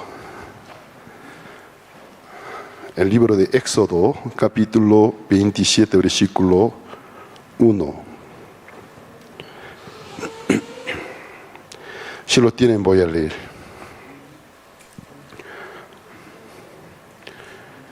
Harás también un altar de madera de acacia de 5 codos de longitud y de 5 codos de anchura. Y será cuadrado el altar, y su altura de 3 codos, y le harás cuernos en sus 4 esquinas. Los cuernos serán parte del mismo, y lo cubrirás de bronce, y harás también sus calderos para recoger la ceniza, y sus paletas, sus tazones, sus garfios y sus braseros. Harás todos sus utensilios del bronce, y le harás un enrejado de bronce de obra de rejilla, y sobre la rejilla harás 4 anillos de bronce a sus 4 esquinas, y la pondrás dentro del cerco del altar abajo, y llegarás la rejilla hasta la mitad del altar, y harás también barras para el altar, barras de madera de acacia, las cuales cubrirás de bronce. Y las barras se meterán por los anillos, y estarán aquellas barras a ambos lados del altar cuando sea llevado. Lo harás hueco de tablas, y de la manera que te fue mostrado en el monte, así lo harás. Hasta el versículo 8 he leído. Me siento un poco agitado, pero no hay mayor problema. Creo que voy adaptándome muy bien. Voy a entrar a este lugar. Me dio gusto porque estaba transmitiendo el video documental. La voz, quien lo dobló, era la voz de mi hijo Enoch en Corea. Entonces, desde la distancia, escuchar la voz del hijo para un padre es un motivo de alegría. También en el camino, en vehículo, he escuchado la conferencia del pastor Alberto, ¿no? del cariño aquí lo llama como Toto, dice Pastor Toto, y también la pastora Silvia, ¿no? Entonces, para mí,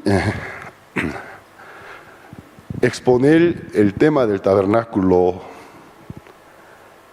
por ejemplo, en esta oportunidad, a mí me dificulta por qué razón. El tabernáculo, el estudio del tabernáculo es un mundo en realidad. No sé hasta ahora cuántas veces he expuesto el tema del tabernáculo. Ya ni puedo contar cuántas veces, en cuántos lugares, cuántos países lo he compartido, muchas veces. En el tiempo de la pandemia, la Unión Europea a nivel de nuestra misión, en muchos países de la Unión Europea están presentes las sedes nuestras. La Unión Europea me ha solicitado que un webinar, un seminario en internet a través de plataforma de Zoom que compartiera. Entonces, me ha dado 11 oportunidades, 11 sesiones. Cada sesión contaba con 1 hora y media de exposición. Entonces, cada sesión se transmitía instantáneamente traducido más de 11 idiomas. ¿Qué pasa? Aunque me había considerado, por eso me había dado 11 sesiones, en 11 sesiones de cada cual 1 hora y media no pude acabar con el tema del tabernáculo. El año pasado, nuestra sede en Frankfurt, en Alemania, me invitó en su retiro. Otra vez me pidió que expusiera el tema del tabernáculo. Me había dado 8 sesiones. Entonces el pastor encargado de la misión en Alemania, durante 4 días y 3 noches, en la primera noche una sesión, en el segundo día, la sesión matutina AB, vespertina AB, nocturna una vez. Al día siguiente era el día domingo, igual, sesión matutina AB. En 8 oportunidades compartidas no pude acabar con el tema del tabernáculo. Por eso, como en esta oportunidad, tengo 2 sesiones. En 2 sesiones, exponer el tabernáculo a mí me dificulta en gran manera y no saber cómo resumirlo. Y simplemente, a ver, mi diapositiva, si está dispuesta, puede mostrar el tabernáculo, por favor. En la portada, el tabernáculo. ¿Me ayuda? Bueno. Claro, es una réplica, no es el verdadero tabernáculo, pero nos ayuda bastante para dimensionar cómo era el tabernáculo. Una casa de Dios en el desierto de Madián durante 40 años de la peregrinación. Siguiente. Entre muchas imágenes habrá otra imagen donde muestra el tabernáculo de otro diseño. Esa diapositiva tiene muchas páginas. Bueno, aquí es un poco mejor para poder ver cómo es el tabernáculo. El tabernáculo es una carpa sin techo. Entonces, exactamente rectángulo. Y podemos ver, el tabernáculo estaba situado en el centro de la parte central del campamento de Israel. Las 12 tribus de Israel rodean alrededor de 4 lados del tabernáculo conforme a la ordenanza mosaica, manteniendo una buena distancia. ¿Por qué debe tener buena distancia? Porque es la casa santa, la casa de Dios. en el campamento de Israel, todos los días pasan, cometen pecados, cometen delitos. O sea, hay pecados. Entonces debe mantener una distancia larga, para que el pecado no pueda tener acceso con el tabernáculo. Algún pecador, si se acerca al tabernáculo sin respetar la ordenanza mosaica, alrededor del tabernáculo vigilaban los levitas 24 horas por turno con una espada. Entonces, cualquier israelita, no de una manera legal, manera correcta, si trata de acercarse, asesinaba a filo de espada. Entonces el tabernáculo, así es una casa de carpa sin techo. Y aquí podemos ver la forma rectangular, la parte más larga, longitud de 100 codos. La anchura, el ancho es 50 codos. El alto es 5 codos. El codo es una medida tradicional hebrea, desde el codo hasta la punta del dedo más larga. Entonces, se medía en centímetro a unos 45 medios, pero redondeándolo para poder facilitar nuestro cálculo, un 45 centímetros. Pero si nosotros aquí calculamos por 45 centímetros, a veces nos dificulta. Entonces vamos a redondear, exagerando un poco más, un codo como si fuera 50 centímetros. Entonces, 100 codos de largo, en metro llegaría a ser 50 metros de largo. En realidad 45 metros. Pero para facilitar nuestro cálculo, un 50 metros de largo y luego 50 codos del ancho, entonces llegaría a ser 25 metros del ancho.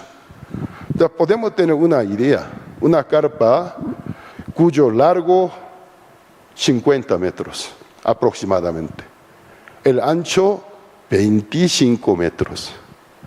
El alto del cerco, o sea, la pared que se divide por el lino, 5 codos, equivalente de 2,5 metros.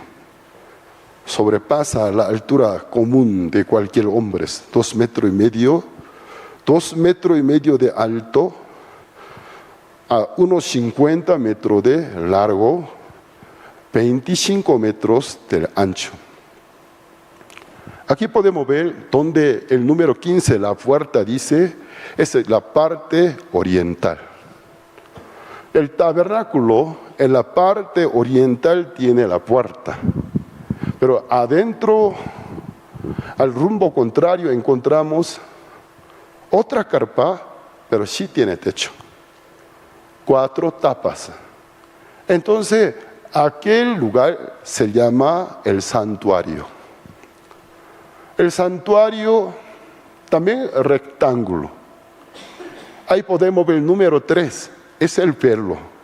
El velo que adentro del santuario divide 2 secciones.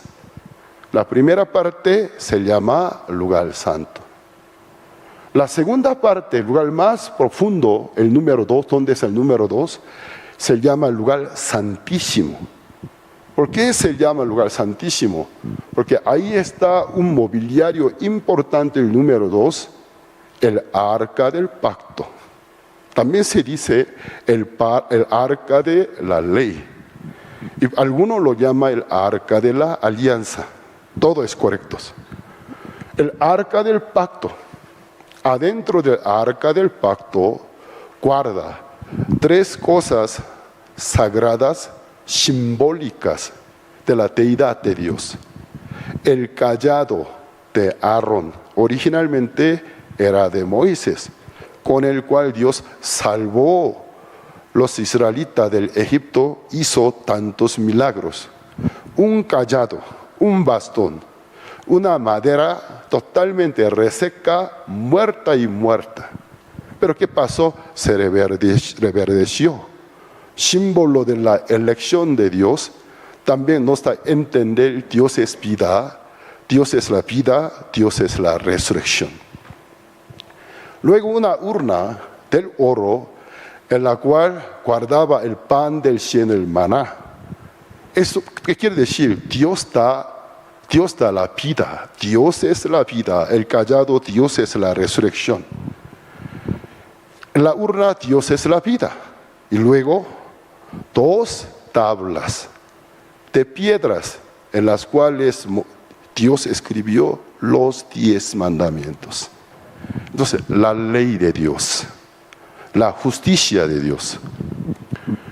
Y está tapado con una tapa, tiene su propio nombre, el propiciatorio. ¿Por qué se llama el propiciatorio? Donde Dios se propicia de nuestras rebeliones, nuestras debilidades, nuestra naturaleza malvada, se compadece. El lugar donde Dios se propicia de nuestras debilidades, nuestras maldades. Se puede llamar lugar de la misericordia. De ahí nace un concepto en el Nuevo Testamento, Hebreos capítulo 4. Dios está sentado en el trono de la gracia. Entonces el concepto del trono de la gracia se deriva del propiciatorio. Porque el propiciatorio mantiene 3 cosas sagradas de Dios encerradas. Especialmente 2 tablas de piedra en las cuales Dios escribió 10 mandamientos. Los mandamientos Dios encerró debajo de la gracia. Luego dio una orden que nunca abriera. Cuando se abre esta tapa, el propiciatorio, inmediatamente muere. ¿Qué quiere decir? Si se quita la misericordia que Dios había puesto sobre la ley, si Dios se encuentra con cualquier hombre sin la gracia, nadie soporta el juicio de Dios. Inmediatamente se muere. Pero Dios ordenó que mantuviera por siempre el propiciatorio cerrado. Bueno, regresando a la imagen donde mostraba el tabernáculo. Dios está en la dirección occidental. Por eso en la Biblia nosotros podemos ver,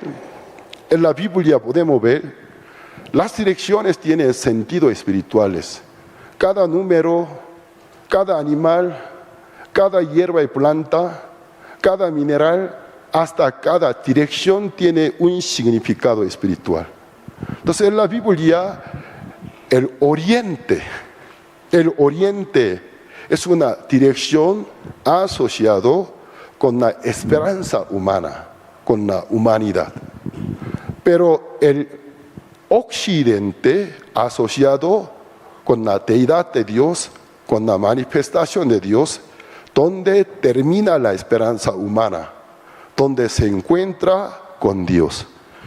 Nosotros, con ese entendimiento, cuando leemos el Antiguo Testamento, nunca la narrativa bíblica falla. Moisés en el desierto de Madián, mientras que se marchaba al occidente, al atardecer, encuentra una zarza prendida de la llama, símbolo de la manifestación de Dios. Entonces, ¿qué quiere decir? Él se dirigía a donde el sol se opone, donde el sol cae, se esconde, el occidente. ¿De qué dirección él se estaba trasladando al occidente, del oriente? Y Moisés estuvo en el oriente, donde él se confiaba en sí mismo.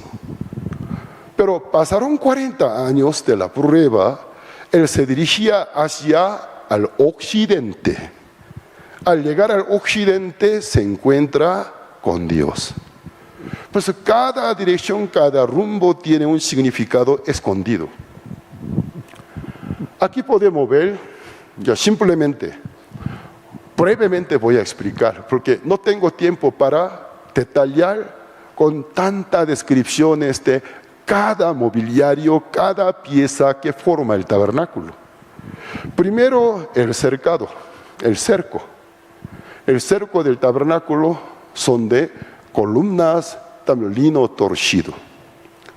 Ese lino torcido, según la tecnología textil en la época que se formaba el Antiguo Testamento, la tela la más blanca que seres humanos pudieron fabricar. Entonces el lino torcido, símbolo de la justicia de Dios. Por eso en toda la Biblia, por donde quiera se habla de varones de Dios, ángeles, santos en el cielo, la Biblia describe vestido de lino finísimo, dice. Hasta el libro del Apocalipsis.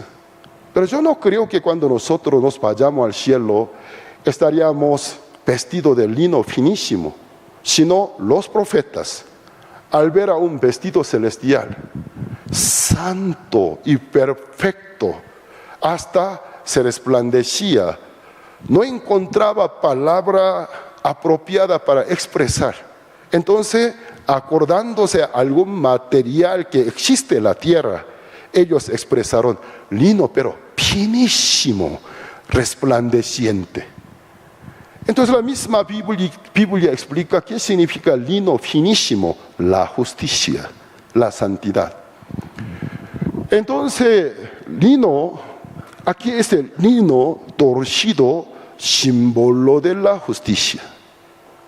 Por este el cerco. Entonces, el muro, la muralla, ¿qué función tiene? Marca el territorio y también separa dentro y fuera. Si no hay una muralla, una marcación, no hay límite. Pero cuando por lo menos ponga una línea, la línea me da a entender qué significa esa línea. Todo el mundo cuando se acerca a la línea se detiene. ¿Qué significa? ¿Yo puedo pasar más allá o no? Entonces el cerco marca una línea para la separación, dentro y fuera. Entonces adentro del tabernáculo, santo, lugar santo. Afuera, lugar secular. Lugar secular. Entonces, gente secular, gente pecadora, no puede tener acceso.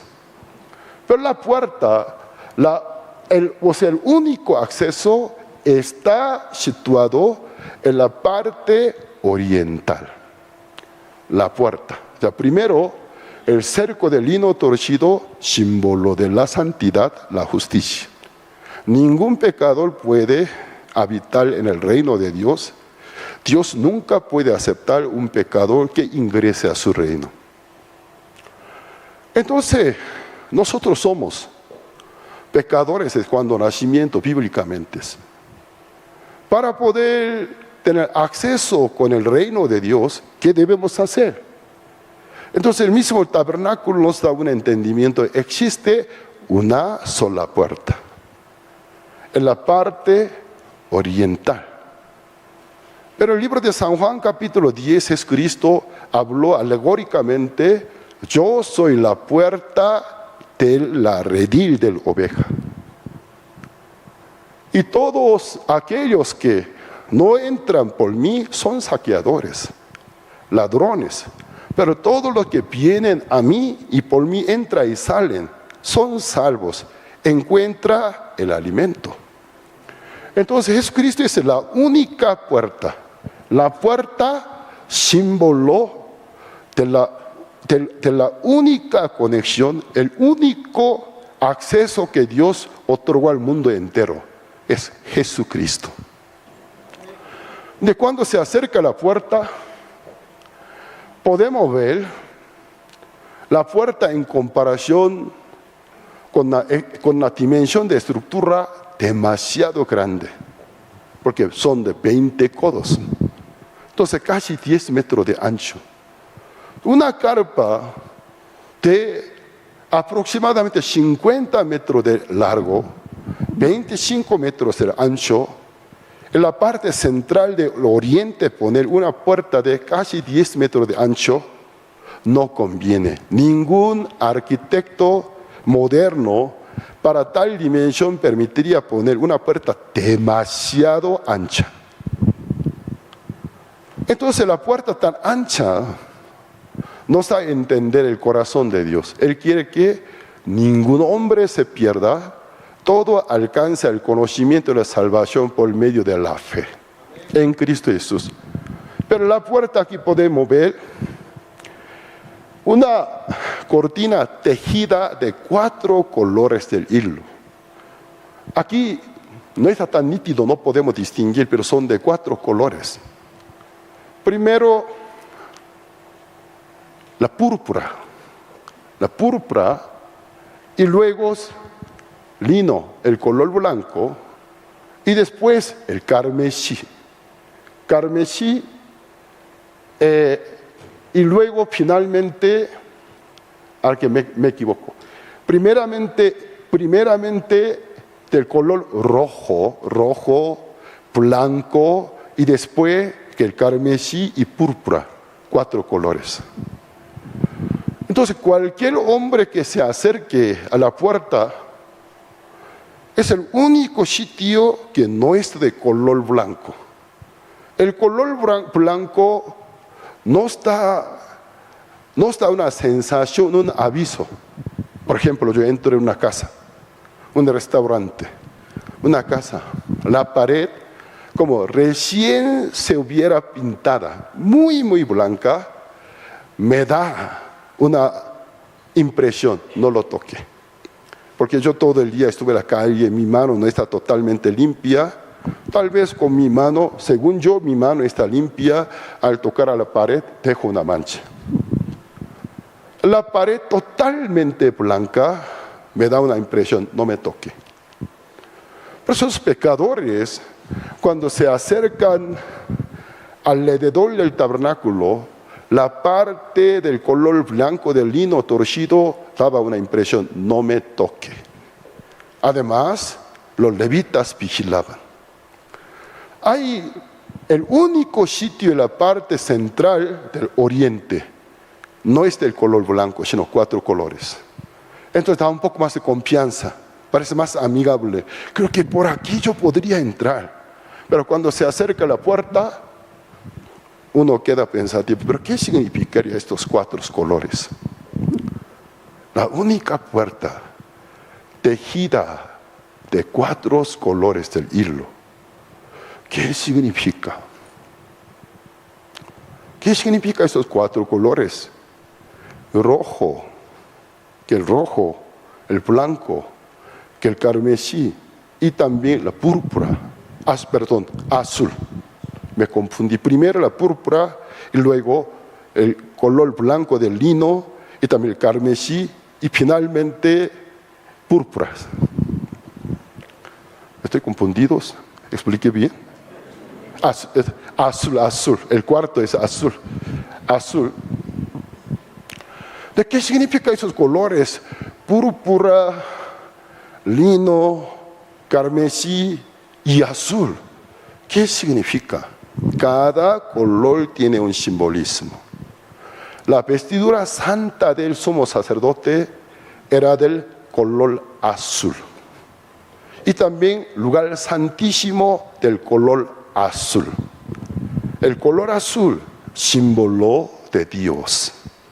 Los israelitas perfectamente interpretan el color azul, es Dios. Pero ¿qué pasa? La púrpura.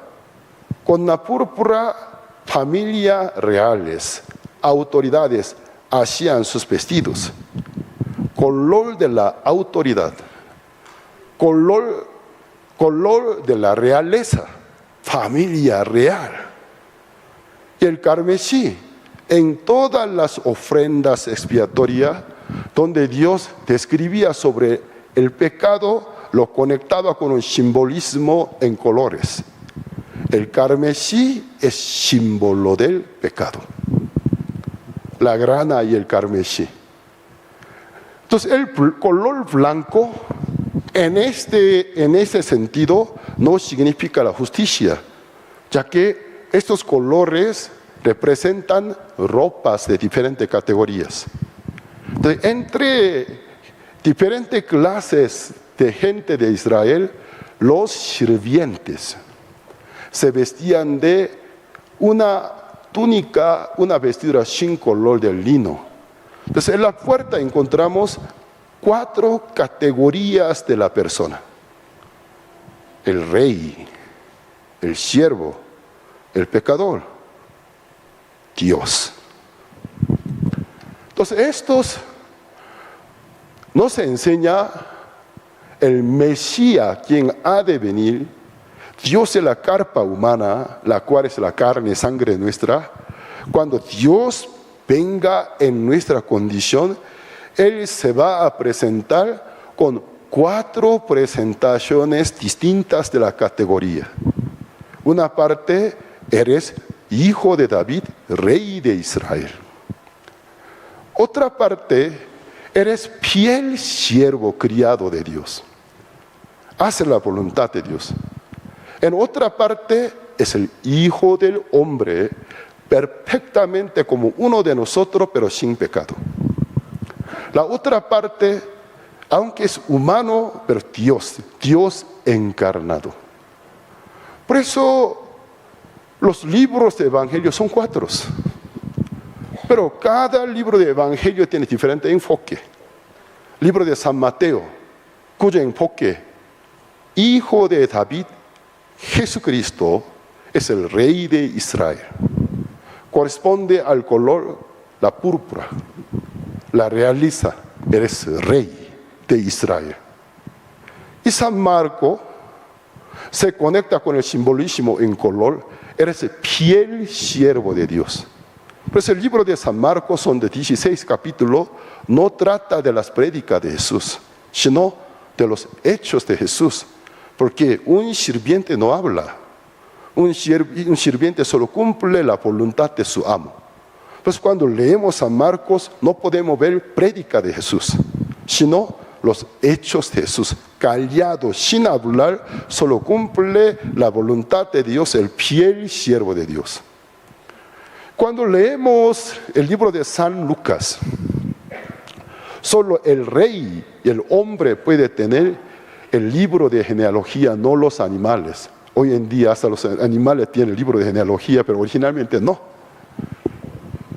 Por lo tanto, el libro de genealogía, solo en dos libros del Evangelio entre 4 son tratados. San Mateo, San Lucas. Pero algunos son bien observadores, se dieron cuenta. Cuando lee el libro de genealogía de Jesucristo en San Mateo, San Lucas no coinciden. Algunos dicen, son diferentes libros de genealogía, diferente. Claro, es diferente, porque el enfoque del libro es diferente. San Marcos se enfocó, eres el hijo de David, eres el hijo de Abraham, el rey de Israel. Por eso inicia a partir de Abraham. Pero San Lucas, su enfoque, eres el hijo del hombre, Dios encarnado. Entonces, ¿qué pasa? Inicia su narración de la forma regresiva. Más arriba de José, más arriba, más arriba, más arriba. Pero no más arriba de José, sino brinca María. Más arriba de María, porque María también era descendiente de la tribu Judá. Por eso parece diferente el libro de genealogía. Pero cuando se sube a los ancestros de la forma regresiva, llega a algunos puntos que se encuentran. Llegan a ser igual que el libro de genealogía de San Mateo. Pero la diferencia, ¿cómo termina? Más arriba es Adán, más arriba es Dios. Así termina.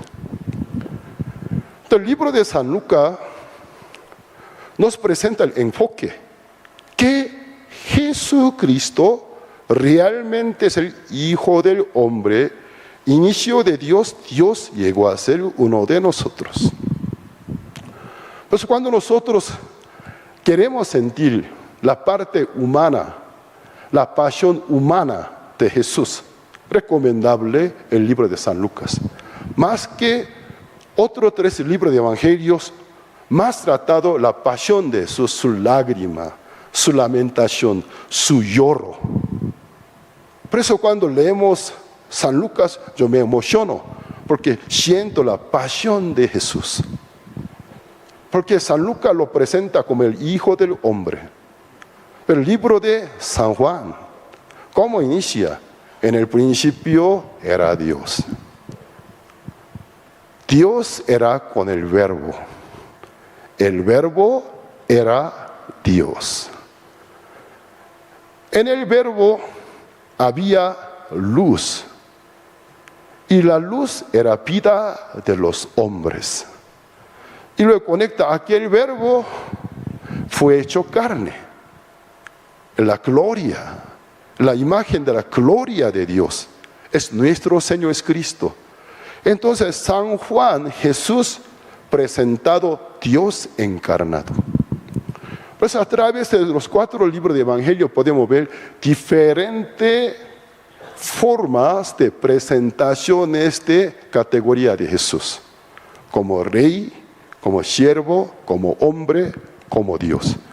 Exactamente a la puerta del tabernáculo, al ver la cortina tejida de 4 colores, podemos ver Jesús de San Mateo, Jesús de San Marcos, Jesús de San Lucas, Jesús de San Juan. Por eso la puerta es Jesucristo.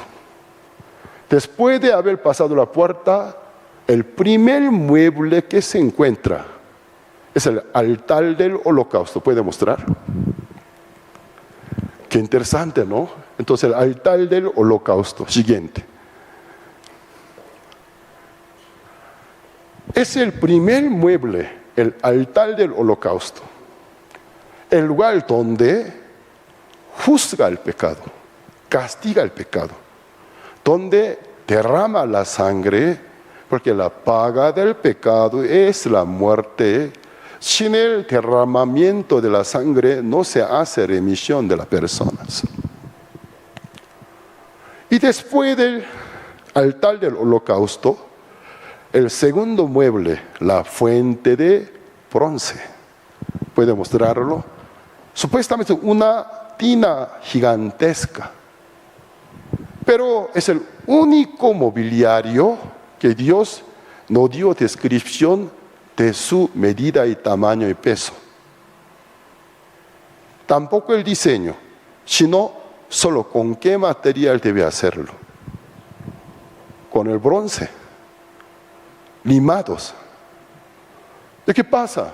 En el tabernáculo hay 2 lugares donde se lavan. En el altar del holocausto, con la sangre de la ofrenda expiatoria se lava el pecado. El segundo mobiliario, la fuente del bronce, con el agua cristalino se lava la inmundicia de gente santa de los sacerdotes. Hay 2 lugares distintos en los cuales se lavan. Uno, el altar del holocausto, el pecador se lava su pecado con la sangre. La fuente del bronce, el sacerdote, el sumo sacerdote, los sacerdotes, gente santificada, ya son reconciliadas con Dios, son lavadas, son limpias, pero donde se lavan no con la sangre, sino con el agua cristalino. No se lavan sus pecados, porque sus pecados ya fueron perdonados por la sangre derramada en el altar, la inmundicia. Esto que quiere enseñar a nosotros, hay 2 lavados. El pecador se lava su pecado en la cruz. El hombre constituido bíblicamente justo, santo, redimido, luego de la salvación, en el resto de su vida, se mancha de la inmundicia en la misma vida, en el mismo ministerio.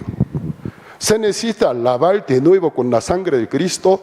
Ya su pecado, todos los pecados suyos son lavados por la sangre de Cristo. Pero se debe lavar con el agua limpia, en la fuente del bronce, símbolo de la iglesia, a través de la comunión, con la palabra de Dios en la comunión, reprendiéndolo, exhortándolo, estimulándolo, restaurar a cada uno de su ofensa, su inmundicia. El propósito para la comunión, no para la salvación. La salvación ya tiene obtenida. Para la comunión con Dios en el ministerio. Ya he explicado el cerco, la puerta, el altar del holocausto, la fuente del bronce. Cuatro piezas del tabernáculo. Ahora vamos a entrar al santuario. El candelabro del oro. El candelabro del oro, que el técnico sufre porque son de muchas páginas, tienen que encontrarlos. El candelabro del oro. Entonces, en el santuario, aquí podemos ver límites para el pecador, límite, solo hasta el altar del holocausto, para el perdón de los pecados. No hay más avance. El avance corresponde para los redimidos. Porque los redimidos, el sacerdocio en el Nuevo Testamento se transforma. Antiguamente existía una tribu sacerdotal. En el Nuevo Testamento, en el Nuevo Pacto, todos los redimidos llegan a ser sacerdotes del Santo Evangelio. ¿De qué pasa? El pecador solo hace el altar del holocausto. Ahí obtiene la salvación, el perdón de los pecados. Entonces, si consigue el perdón de los pecados, ya no es pecador, sino bíblicamente justo, limpio y santo. Por eso el significado de la palabra iglesia proviene de la palabra griega eclesia, cuyo significado, la asamblea de gente llamada a ser santo, la reunión de los santificados para ser llamado a santos por el Señor Jesucristo. Entonces el pecador no puede formar la iglesia. El pecador puede llegar a una iglesia para la salvación, pero el pecador no puede formar la iglesia. El pecador no puede ser parte del culto, sino un invitado que ve el culto de los santos. ¿Y qué pasa? Después de haber recibido el perdón de los pecados, él ya no es pecador, sino redimido, llamado santo por Dios, llamado justo por Dios, por la sangre del Señor Jesucristo. Entonces él llega a ser sacerdote del Santo Evangelio. Entonces la fuente del bronce corresponde para los sacerdotes. La comunión corresponde para los sacerdotes en la iglesia. Con la palabra de Dios es el agua cristalina. A través de la Biblia ver nuestro reflejo, ser reprendido, ser exhortado y fomentados y restaurados para la comunión. Luego cuando entra al lugar santo, en el santuario, la primera parte encontramos, yo si fuera el sumo sacerdote, si entro por la puerta a mi mano izquierda, encuentro el candelabro del oro. El candelabro del oro, su alumbrado según la Biblia, direccionado hacia su frente. Porque su frente se encuentra al lado contrario, la mesa de los panes de la proposición. Sobre la mesa de los panes y panes de la proposición encontramos dos columnitas de panes Cada columna son de 6 panes. Total 12 panes. Encima de cada columna un incensario del oro. Cada columna significa 6 tribus de Israel. Total 12 tribus de Israel. Entonces el alumbrado del candelabro direcciona a la mesa. ¿Qué quiere decir? La guía del Espíritu Santo. El cuidado del Espíritu Santo. La cobertura de Dios. 24 horas vigila, cuida a su pueblo que nunca se caiga de la fe. Y luego yo me adelanto, llego hasta el tope. Es un pelo que divide la primera parte y segunda parte. Enfrente del pelo, la mesa del altar del incienso. Ahí está. Donde el sumo sacerdote al día, más de 2 veces, en la mañana, en la tarde, debe quemar el incienso aromático, el cual es símbolo de la oración. La oración de intercesión por el pueblo. El sumo sacerdote cada día ora por el pueblo. Luego el velo, una sola vez al año se puede abrir, solo el sumo sacerdote. Durante todo el año el velo se mantiene cerrado. Porque el velo es una división. Divide la primera parte y la segunda parte. Solo el día 10 del mes séptimo, según el calendario bíblico. Para nuestro calendario gregoriano siempre nos toca a mediados de septiembre, a mediados de octubre, varía un poco. Según el calendario bíblico, el día 10º día del séptimo mes, día de Yom Kippur, el día de gran expiación. El sumo sacerdote ofrece 2 machos cabríos. El primer macho cabrío para Jehová, el macho cabrío para Azazel. Entonces el sumo sacerdote es un día de asamblea a nivel nacional, pero solemne. Entonces todos los israelitas, para poder ser presentes en el día de expiación, con unos días anteriores deben partirse de sus pueblos para poder estar en el día exactamente. Entonces, en el día de gran expiación se baña de la inmundicia, se viste de ropa más limpia que tiene. Entonces rodea alrededor del tabernáculo. El sumo sacerdote, no cualquier sacerdote, el sumo sacerdote hace una exhibición, un tipo de show, pero solemne, es muy importante. El primer macho cabrío, ante toda la congregación, él pone su mano. Da a entender al pueblo de Israel qué significa la imposición de manos, la transferencia de culpa, la transferencia del pecado a la cabeza del primer macho cabrío. Luego lo mete adentro del tabernáculo, enfrente del altar del holocausto, lo degüella, lo mata. Porque la paga del pecado es la muerte. Sin derramamiento de sangre no se hace remisión del pecado. Luego, con aquella sangre, entra al lugar santo. Y luego puede abrir el velo del lugar santísimo. A la presencia de Dios puede acercarse. ¿De dónde recobra el valor? Para poder presenciarse ante la presencia de Dios. La fe en la sangre derramada del macho cabrío. Porque fue derramada para limpiar todas las maldades, todas las rebeliones, pecados que nación Israel durante un año cometieron. Se abre. Luego también el incensario de oro quema el incienso aromático para que el lugar santísimo se llene del humo aromático. Dios huele el olor aromático del incienso.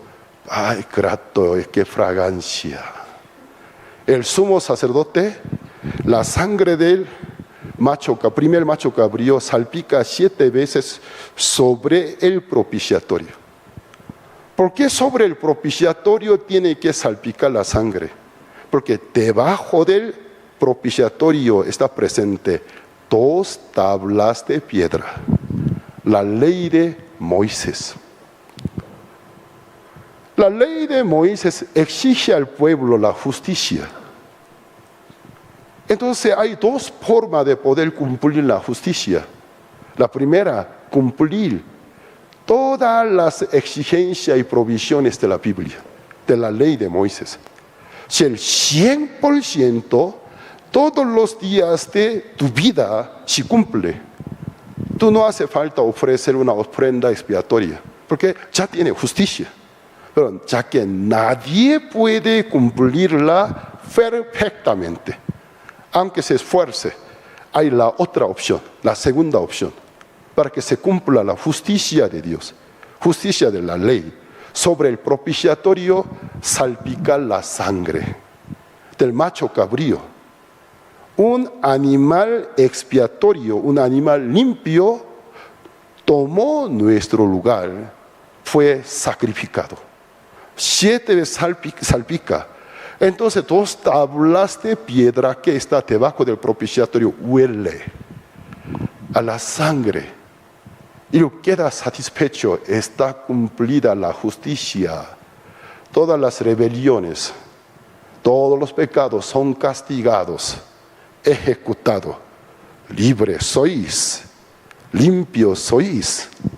Entonces el sumo sacerdote se retira de aquel lugar, se regresa al altar del holocausto. El resto de la sangre tiene que echar al pie del altar, porque no se puede usar para el siguiente año. Porque cuya validez, eficacia, todos los pecados, toda la culpa, durante un año.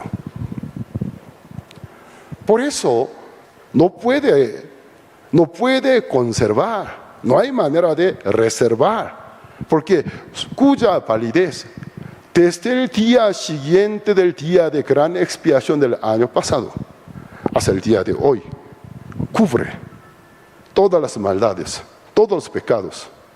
Pero desde el día siguiente, mañana, no se puede cubrir. Por lo tanto, la sangre ya no tiene valor, inválida, tiene que tirarlo al pie del altar del holocausto.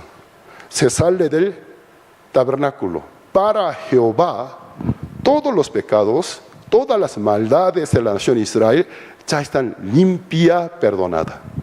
Pero ¿qué pasa? Jehová vio, todos los pecados son perdonados. Hay una regla de la reconciliación. La reconciliación de ambos lados. Una persona es la víctima, el causante. De ambos lados, el muro, la división de enemistad debe ser derribada. Por ejemplo, cuando yo tenga conflicto con uno de mis amigos, entre nosotros hay 2 barreras. En mi corazón, el odio. En el corazón de mi amigo, también el odio. Y para que nosotros seamos reconciliados, 2 muros de ambos lados deben ser derribados. Entonces somos reconciliados.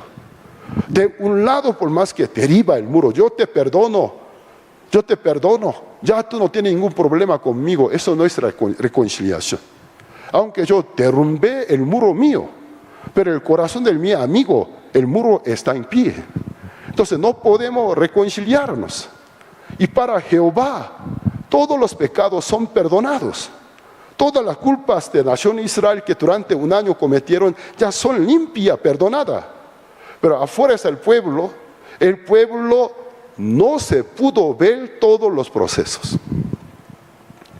Aún está con la conciencia cargada de culpa. Por eso estaba preparado el segundo macho cabrío para Azazel. Entonces el sumo sacerdote tiene que hacer una actuación.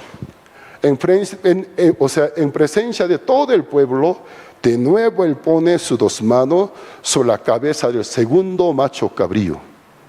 Luego él ora, hay una oración formal, ora por todas las rebeliones, culpabilidades que la nación de Israel durante un año cometieron. El pueblo tiene el conocimiento de la ofrenda expiatoria. Por este proceso, sus culpas, sus rebeliones se transfieren a la cabeza del macho cabrío. Después de la imposición del mano, la culpa, el pecado, está sobre la cabeza del segundo macho cabrío. Entonces, un hombre preparado, destinado, frente del pueblo, lleva el macho cabrío.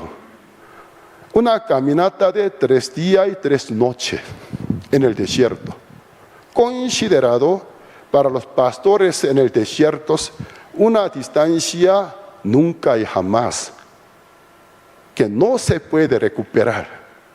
3 días y 3 noches.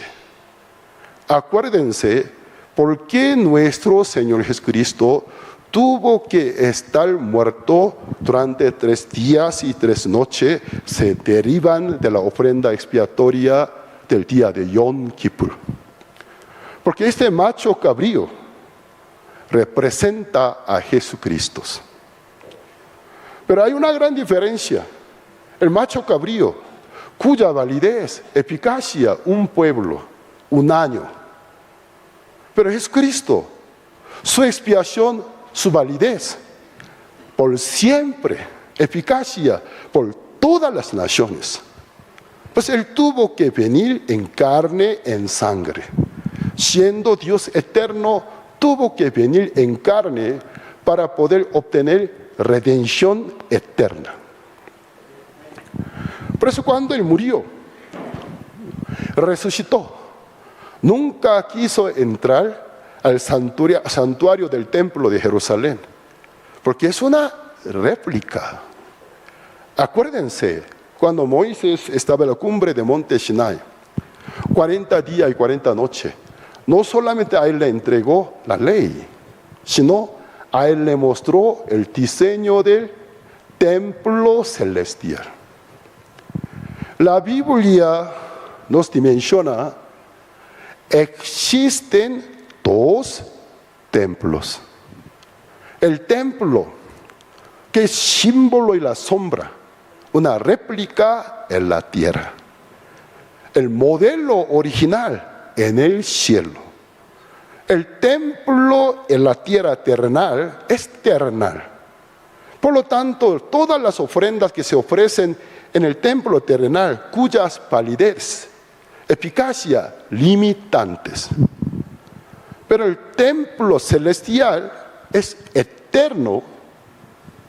No se necesitan muchas ofrendas. Una sola ofrenda. Un solo cordero. En el templo terrenal había un orden del sacerdocio real. La familia de Aarón turnaba, cambiaba del servicio, porque eran seres mortales. Se mueren. Entonces su hijo recibe por herencia. En la tierra, muchos sacerdotes, muchos somos sacerdotes. En la tierra, ofrenda de Yom Kippur cada año, todos los siglos, muchas veces, son sombra. Tiene la sombra de los bienes venideros. En el templo celestial no se necesita muchas ofrendas, una sola ofrenda. En el templo celestial no se necesita mucho sumo sacerdote, porque por siempre no muere un solo sumo sacerdote. No se necesita muchas veces de ofrenda expiatoria, una sola vez, cuya validez, eternidad, cuya eficacia, todos los hijos de Adán. Entonces, la ofrenda expiatoria levítica tiene sombra del Evangelio de nuestro Señor Jesucristo. Los pasos fundamentales del Evangelio de Cristo se derivan de la ofrenda expiatoria levítica. Entonces el hombre destinado lo lleva delante del pueblo durante 3 días y noche. El pueblo está vigilando, viéndolos. Se va, todas nuestras culpas, nuestras rebeliones. De ahí nace una hermosa palabra. He aquí el animal expiatorio que quita toda nuestra culpa, todo nuestro pecado. Juan el Bautista, el descendiente del Aarón, su padre Zacarías, era clase de Abía. Abía era el 8º nieto del Aarón. Su madre Elizabeth eran hijas de Aarón. De ambos padres, descendiente legítimo del Aarón, designado por el mismo Espíritu Santo. En el tiempo de Juan el Bautista en Israel, habían, pero escúchenme bien, los sumos sacerdotes. Pero ese es antibíblico. Porque en una sola época nunca puede existir los sumos sacerdotes plurales, sino un solo sumo sacerdote. Pero en los días del rey Herodes habían los sumos sacerdotes. Hasta la caída de Judea en el año 70 por la tropa romana. ¿Qué quiere decir? Hubo una corrupción. ¿Y qué pasa? En los días de rey Herodes, Herodes no es una persona, una familia, dinastía herodiana, destituyeron el sumo sacerdocio. Ya no hubo más el sumo sacerdote arónico, sino gente nombrada, gente seleccionada por la familia de Herodes, gente favorecida, gente consentida con la familia herodiana. Llegaron a ser sumos sacerdotes, son falsos. Entonces, en los días que en Israel ya estaba destituido el orden arónico, los falsos estaban a cargo del sumo sacerdote. El ojo del Espíritu Santo se fijó a un legítimo descendiente del Aarón, Juan el Bautista. El último profeta del Antiguo Testamento. El último profeta del Antiguo Testamento no es Malaquías, porque el mismo Malaquías profetizó antes del gran día del Señor, con mayúscula, antes de la llegada del Mesías, vendrá el mensajero del Mesías. El profeta del Mesías. Entonces, el mismo profeta Malaquías, él acreditó, yo no soy el último profeta, sino yo soy el penúltimo profeta. Va a venir el último profeta antes de la llegada del Cristo. Juan el Bautista es aquel último profeta del Antiguo Testamento, además elegido por el mismo Espíritu Santo, el último legítimo sumo sacerdote ante los ojos de Dios. Por eso nuestro Señor Cristo lo llamó la ley y la profecía hasta los días de Juan el Bautista. Juan el Bautista abarca 2 papeles. El último hombre arónico del sumo sacerdote. El último profeta. Por eso la ley y la profecía hasta Juan el Bautista. Luego de Juan, la reforma, la llegada del libertador, el Salvador, Señor Jesucristo. Entonces, el último sumo sacerdote, cuando vio a Jesús, ¿qué testimonio dio? He aquí el Cordero de Dios que quita el pecado del mundo, dijo.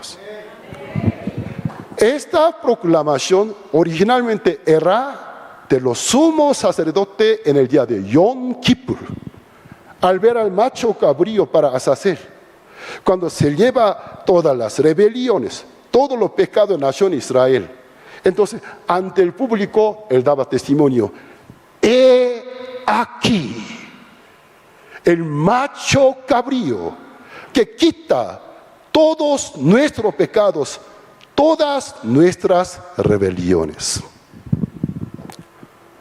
Luego lo suelta en el desierto, la bestia del desierto se la devora y come. Después que Israel llegó a Canaán, cerca de Jerusalén hay un valle llamado Valle de Azazel. Cuando tengan oportunidad de viajar a Israel, aquí a turística, pídelo: llévame a Valle de Azazel. En vez de llevar el macho cabrío 3 días y noche, lo llevaba al Valle de Azazel. Es un barranco, de ahí lo empujaba. Entonces el macho cabrío caía al fondo, se muere. ¿Qué significa? Todos los pecados, todas las culpas se mueren. El pueblo queda limpio. En aquel día, aquí está Valle de Azazel, cómo lo empuja. Así obtenía el perdón de los pecados. Señor mío, por eso yo he dicho, me es difícil resumir el tabernáculo. Hoy quise enfocarme al altar del holocausto, pero nada pude explicar. He dado un tour, una guía breve del tabernáculo, pero mi tiempo está por acabarse. Bueno, bien brevemente digo, para poder terminar, el altar del holocausto, totalmente cuadrángulo, 5 codos del ancho, 5 codos del ancho, y luego 2 codos y medio del alto. Repito, decir a ustedes un codo, vamos a suponer por 50 centímetros. Entonces, por favor, el altar del holocausto, 5 codos el ancho, equivalente de 2,5 metros. 5 codos el ancho, largo y ancho, 2,5 metros del ancho. Totalmente rectángulo, el alto, 2,5 codos, alrededor de 1,5 metros, más o menos así. Y también son 4 tablas, adentro es un hueco. Hacer un tipo de parrilla, rejilla, enrejada. Pero en 4 esquinas tengan 4 anillos. Y luego, en medio, en el hueco, cuando coloca enrejado, 4 anillos de enrejado quede afuera de 4 tablas que encierra el altar del holocausto. Alcance exactamente hasta la mitad del alto, para poder meterlo 2 barras de madera de acacia cubierta de oro, para poder trasladarlo. En internet yo he buscado mucho diseño del tabernáculo, ninguno está conforme a la Biblia, ya que los diseñadores no conocen muy bien la Biblia, lleno de errores. Por eso esto yo tuve que retocar con un diseñador. Aquí podemos ver, es enrejado, con una barra afuera, anillo, 4 anillos. ¿Cómo lo coloca? Exactamente en medio de 4 tablas encerradas, para que 4 anillos quede afuera a la mitad del alto. Entonces puede colocar 2 barras de madera cubierta de bronce para poder trasladarlo cargado sobre el hombro de los sacerdotes. Este altar del holocausto hecho de bronce. Bíblicamente el mineral tiene simbolismo, especialmente el bronce, símbolo del juicio. ¿Qué pasa? Un día, uno de esos se llama Coré, se rebeló contra la autoridad de Aarón. Y muchos seguidores, levitas se reunieron. Supuestamente hicieron una protesta, huelga. Dios se enojó, los mató, Cada uno de ellos tenía un incensario del bronce, no conforme a la ordenanza de Moisés. No solo Aarón, tú tienes derecho de quemar incienso, nosotros también podemos entrar al lugar santo, no solo tú. Cada quien fabricó un incensario del bronce. ¿Y qué pasa? Ellos querían entrar al lugar santo. Es una violación de la ley mosaica. Dios se enfureció. Salió la llama de Dios del altar hacia afuera. Se prendió sobre Corre y sus séquitos y sobre sus incensarios. Todos se murieron. El incensario estaba prendido de la llama de Dios.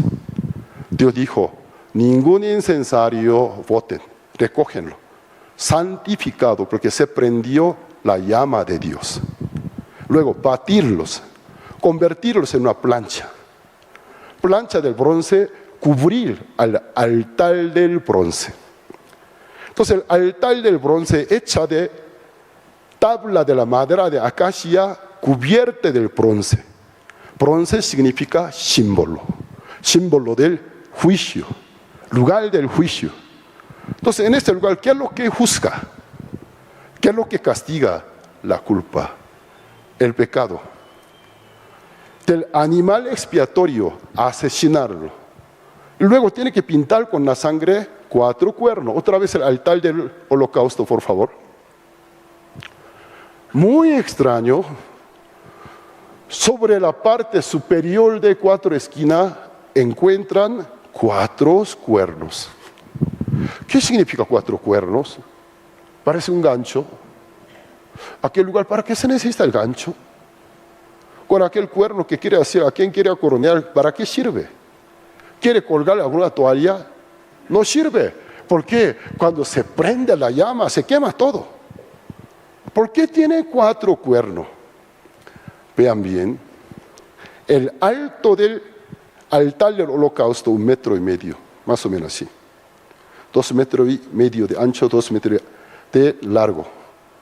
Ya que totalmente es cerrado, abajo la leña no se enciende bien por falta de oxígeno. Entonces hacía una lámpara. Sobre la lámpara colocaba, es un poco más alto. Para un pecador que se acerca al altar del holocausto, es el primer mueble que estorba su avance. Alto, hasta aquí. Entonces, supongamos que yo soy aquel visitante, el pecador, quiero la reconciliación con Dios, el altar me da un alto hasta aquí. Quiero ver al santuario, quiero ver la columna del fuego, la columna de nube, la presencia de Dios. Puedo ver a Dios, pero detrás de 4 cuernos. Los cuernos exactamente están a medida del alto de mis ojos. Veo a Dios detrás de 4 cuernos. ¿Esto qué significa? Jeremías capítulo 17, versículo 1. ¿Puede proyectarlo, por favor? Se puede proyectar. Jeremías capítulo 17, versículo 1.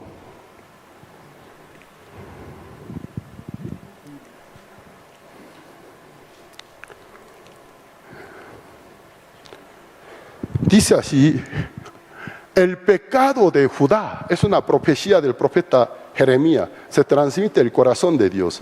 El pecado de Judá escrito está, con cincel de hierro y con punta de diamante. Una navaja que quien dedica en la obra, en el arte del vidrio se usa. Entonces, el pecado de Judá escrito está con cincel de hierro, con punta de diamante. Esculpido está en 2 lugares. En la tabla de su corazón, en los cuernos de sus altares. ¿Qué significa los 4 cuernos del altar? Para Dios, supuestamente es un registro de culpa. También por una liga invisible está ligado con la tabla de conciencia. Por lo tanto, cuando un hombre comete algún pecado, su pecado se registra En 2, registro de culpa. En tabla de mi conciencia. Para Dios, en los cuernos del altar. Con con cincel del hierro, con punta de diamante. ¿Qué quiere decir? Imborrable. Cada culpa, cada pecado que nosotros a lo largo de nuestra vida hemos cometido, tratado de borrar, tratado de olvidarlo. Parece logra olvidarlo. Parece nada más. Después de muchos años, cuando casualmente llega a un lugar, en unos días de su juventud, donde había cometido un pecado, al llegar aquí, al ver la estructura de la casa, creyó que el pecado ya se borró, se revive en su memoria. Ay, en ese lugar, ay, aquí, el lugar de mi vergüenza, aquí yo cometí grave error. ¿Qué pasa? Parece que se borró. Nunca se borra. Imborrable. Por eso Jesús dijo, ante el trono blanco, cada quien dará la cuenta, dice. Involuntariamente, mis 2 labios no obedecerán a mi voluntad. Ante el trono blanco, cada boca dará la cuenta. Todos los pecados que en su vida había cometido sin querer, estará contando al Señor. Por eso dice, el pecado se escribe con cincel de hierro, con punta de diamante. Está esculpido está en 2 lugares. En la tabla del corazón, en los cuernos del altar. Entonces, los cuernos del altar, símbolo de registro de culpa. Pues cuando yo quiero acercarme a Dios, el altar me da una señal. Alto, detente hasta aquí. Eres pecador. Veo a Dios, pero detrás de 4 cuernos. Soy pecador. Dios santo, Dios perfecto, mi pecado me estorba. Soy pecador. Por eso Dios ordenó, luego de poner su mano sobre la cabeza del animal expiatorio y matarlo, porque la paga del pecado es la muerte, el único trato con el pecado es quitar la vida. No existe un perdón verbal. Nunca se perdona por la lágrima. Nunca se perdona por su arrepentimiento. Algunos piensan que el arrepentimiento quita el pecado. Están equivocados. Es antibíblico. El arrepentimiento es un proceso para el perdón de los pecados. El arrepentimiento es bueno y necesario, pero lo que quita tu pecado, la sangre derramada, no es tu lágrima, no es tu reflexión.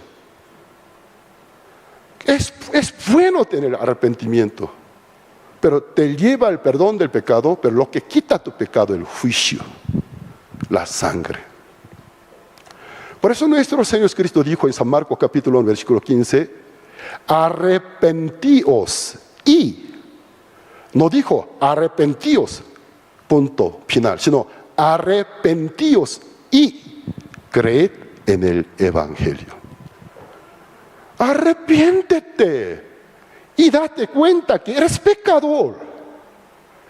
Arrepiéntete. Luego escucha el Evangelio y cree en él. Entonces serás perdonado, serás salvo. ¿Y qué pasa?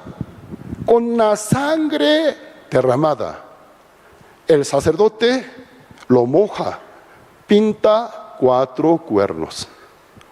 ¿Por qué se debe pintar los 4 cuernos con la sangre? Porque los cuernos, supuestamente el registro de culpa, tiene una relación, conexión con la tabla de la conciencia de aquel pecador. Ay, mi culpa, pero al ver que el sacerdote con la sangre del animal expiatorio cubre 4 cuernos, le da un entendimiento, un entender. De verdad, tengo la memoria de mi culpa, tengo la memoria, pero mi culpa está cubierta. Mi culpa es cubierta por la sangre eficaz. Puede recobrar la fe. La fe de aquella ordenanza de Dios. La fe en el perdón. Aunque tengo la memoria, mi culpa está perdonada. Mi pecado está perdonado. Ya no soy pecador, soy limpio, soy redimido. Yo puedo acercarme a Dios.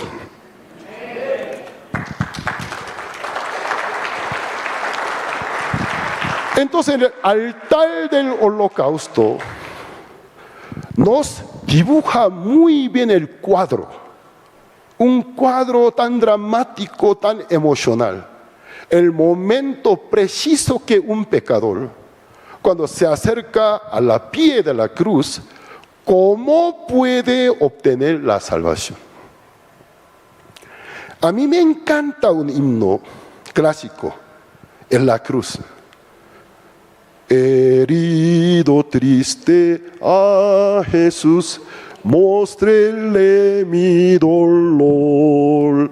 Perdido errante, vi su luz, bendíjome en su amor. En la cruz, to primero vi la luz, y las manchas de mi alma yo lavé. Fue allí por fe, vi a Jesús, y siempre feliz con él seré. El compositor en su vida experimentó la salvación, experimentó el perdón de los pecados, por eso pudo describir tan precisamente, pudo precisar. Aquí dice, vi a Jesús. Nosotros en nuestra vida, ¿cuántas veces hemos visto alguna cruz de metal, plata, oro, cerámica, de carpintería, de cemento? Pero el ver la cruz no tiene nada que ver a una cruz física, sino con los ojos del corazón. En meditación, al momento de oír el Evangelio, usando ojos del corazón, ver la cruz. Tiene 4 puntas, mucha similitud. El altar tiene 4 puntas. En 4 lugares se pinta la sangre. Jesús colgado en un madero, una ejecución pagana, porque en Judea no existió este estilo de castigos. Entonces, él colgado en un lugar, en 4 puntos del miembro de su cuerpo, él derramaba la sangre. 4 cuernos se pintaba la sangre, su frente, 2 manos, 2 pies cruzados. Entonces, el altar del holocausto se demuestra proféticamente la crucifixión del Señor Jesucristo. Antiguamente los israelitas en pie del altar lograba el perdón, pero no era un perdón eterno, temporal, limitante. Pero en el tiempo moderno, un pecador llegar al pie de la cruz, luego comienza a ver la cruz, al ver a Jesús. ¿Tú por qué estás ahí? ¿Tú por qué estás colgado ahí? Tú ni siquiera conociste el pecado. No tienes ninguna culpa. ¿Por qué estás colgado ahí? ¿Por qué estás bañado de la sangre? ¿Por qué estás sangriento? ¿Y por qué tanto sufrimiento, tantas pasiones? Cuando está viendo, puede ver al cielo detrás de la cruz. Y Dios también ve a aquel pecador detrás de la sombra de la cruz. Entonces, usando ojos del corazón, ve la cruz en meditación. Llega un momento. El Espíritu Santo alumbra los corazones del corazón de Él. Y ve, tú tomaste mi lugar. Tú tomaste mi lugar. Originalmente yo debería estar allí. Lugar de sufrimiento, lugar de tortura, lugar de la vergüenza. Tú tomaste mi lugar. Tú recibes castigo por mis culpas. Tú recibes pena por mis culpas. Y luego escucha su última palabra. Consumado es. Tetelestai, en griego. Porque la palabra consumado es. Jesús seguramente lo haya hablado en arameo. Pero se escribió en 4 libros de evangelio en griego. Porque el idioma griego era universal en aquella época. Entonces la palabra consumado es en griego tetelestai, cuyo significado, todo es cumplido. Toda deuda está pagada. El tiempo está cumplido, la pena de la cárcel. Libre. Entonces él, con una palabra, proclamó y declaró antes de su partida, tetelestai, y expiró.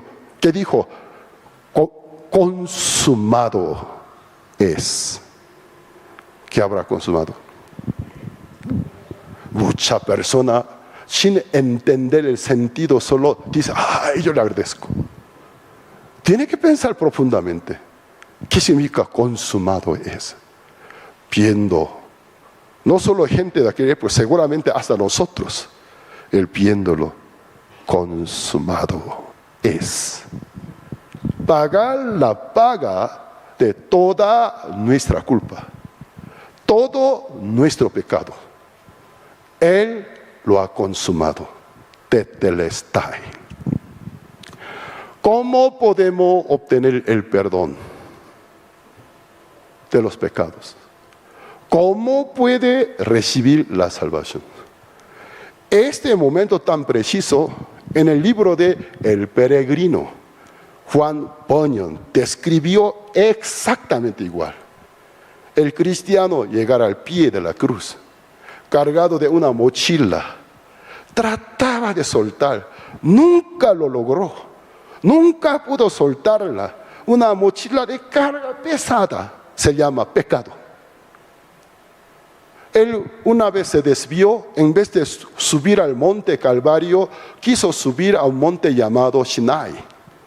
Es un simbolismo. Cumpliendo la ley de Moisés, quería lograr el perdón del pecado. No se pudo. Cuando quería acercarse a la cumbre del monte Sinai, desde la cumbre salpicaba las piedras prendidas del fuego. Se baja. ¿Qué quiere decir? Por las obras de la ley de Moisés, nadie es justificado delante de Dios. Finalmente él llega a otro monte, se llama Calvario. Pero antes de llegar al monte Calvario, un camino muy estrecho. Nadie quiere pasar por ese camino. Pero él entra por el camino estrecho, llega al monte Calvario. Al llegar a la cumbre, ve un hombre desnudo colgado en la cruz, con su mochila cargada. Mientras que él estaba viéndolo sangriento, oye su voz, consumado es. Al momento de oír aquella voz, la mochila que nunca logró soltar, de manera automática se cae de su espalda. Rodándose en el piso, se va a una tumba, se cierra. La tumba donde Jesús iba a ser sepultado. Describió tan maravillosamente el momento preciso que un pecador, cómo se convierte en un cristiano salvo. ¿Cómo logramos el perdón de los pecados? En el altar del holocausto se manifiesta una revelación profética. Los israelitas en el altar del holocausto, viendo 4 cuernos bañados de la sangre, podía recobrar la confianza. Aunque cuento con la memoria, tengo la memoria de mi culpa, pero mi culpa está perdonada. Mi pecado está expiado. Gracias a Dios. Así ellos lograban la reconciliación con Dios. ¿Esto cómo debemos aplicar en el tiempo moderno? El tabernáculo tenía sombra de los bienes venideros. El tabernáculo en sí es sombra del Cristo, al pie de la cruz. Jesús está colgado por nuestra culpa. ¿Por cuánta culpa Él se colgó? ¿Por cuántos pecados Él se colgó? Todo y todas. Derramó su sangre. Luego dijo, consumado es. Quien quiera que lo creyere, desde su corazón, cuando lo cree, ¿qué le sucede? La purificación de la conciencia. Toda mancha de su pecado se borra en aquel momento. Se convierte en un cristiano renacido. Recibe el don del Espíritu Santo, que es el sello. Hoy hasta aquí puedo compartir con ustedes. Bendito sea nuestro Señor Cristo. Por la gracia de Dios, tuve un maravilloso día en el que un día yo me presenté ante la cruz. Lo vi. Aunque anteriormente había visto diferente cruz de madera, plata y oro, cerámica. Pero por primera vez con la Biblia abierta, oyendo la exposición del Evangelio, con los ojos del corazón, pude entender. No solamente entendí, pude aceptar, pude creer.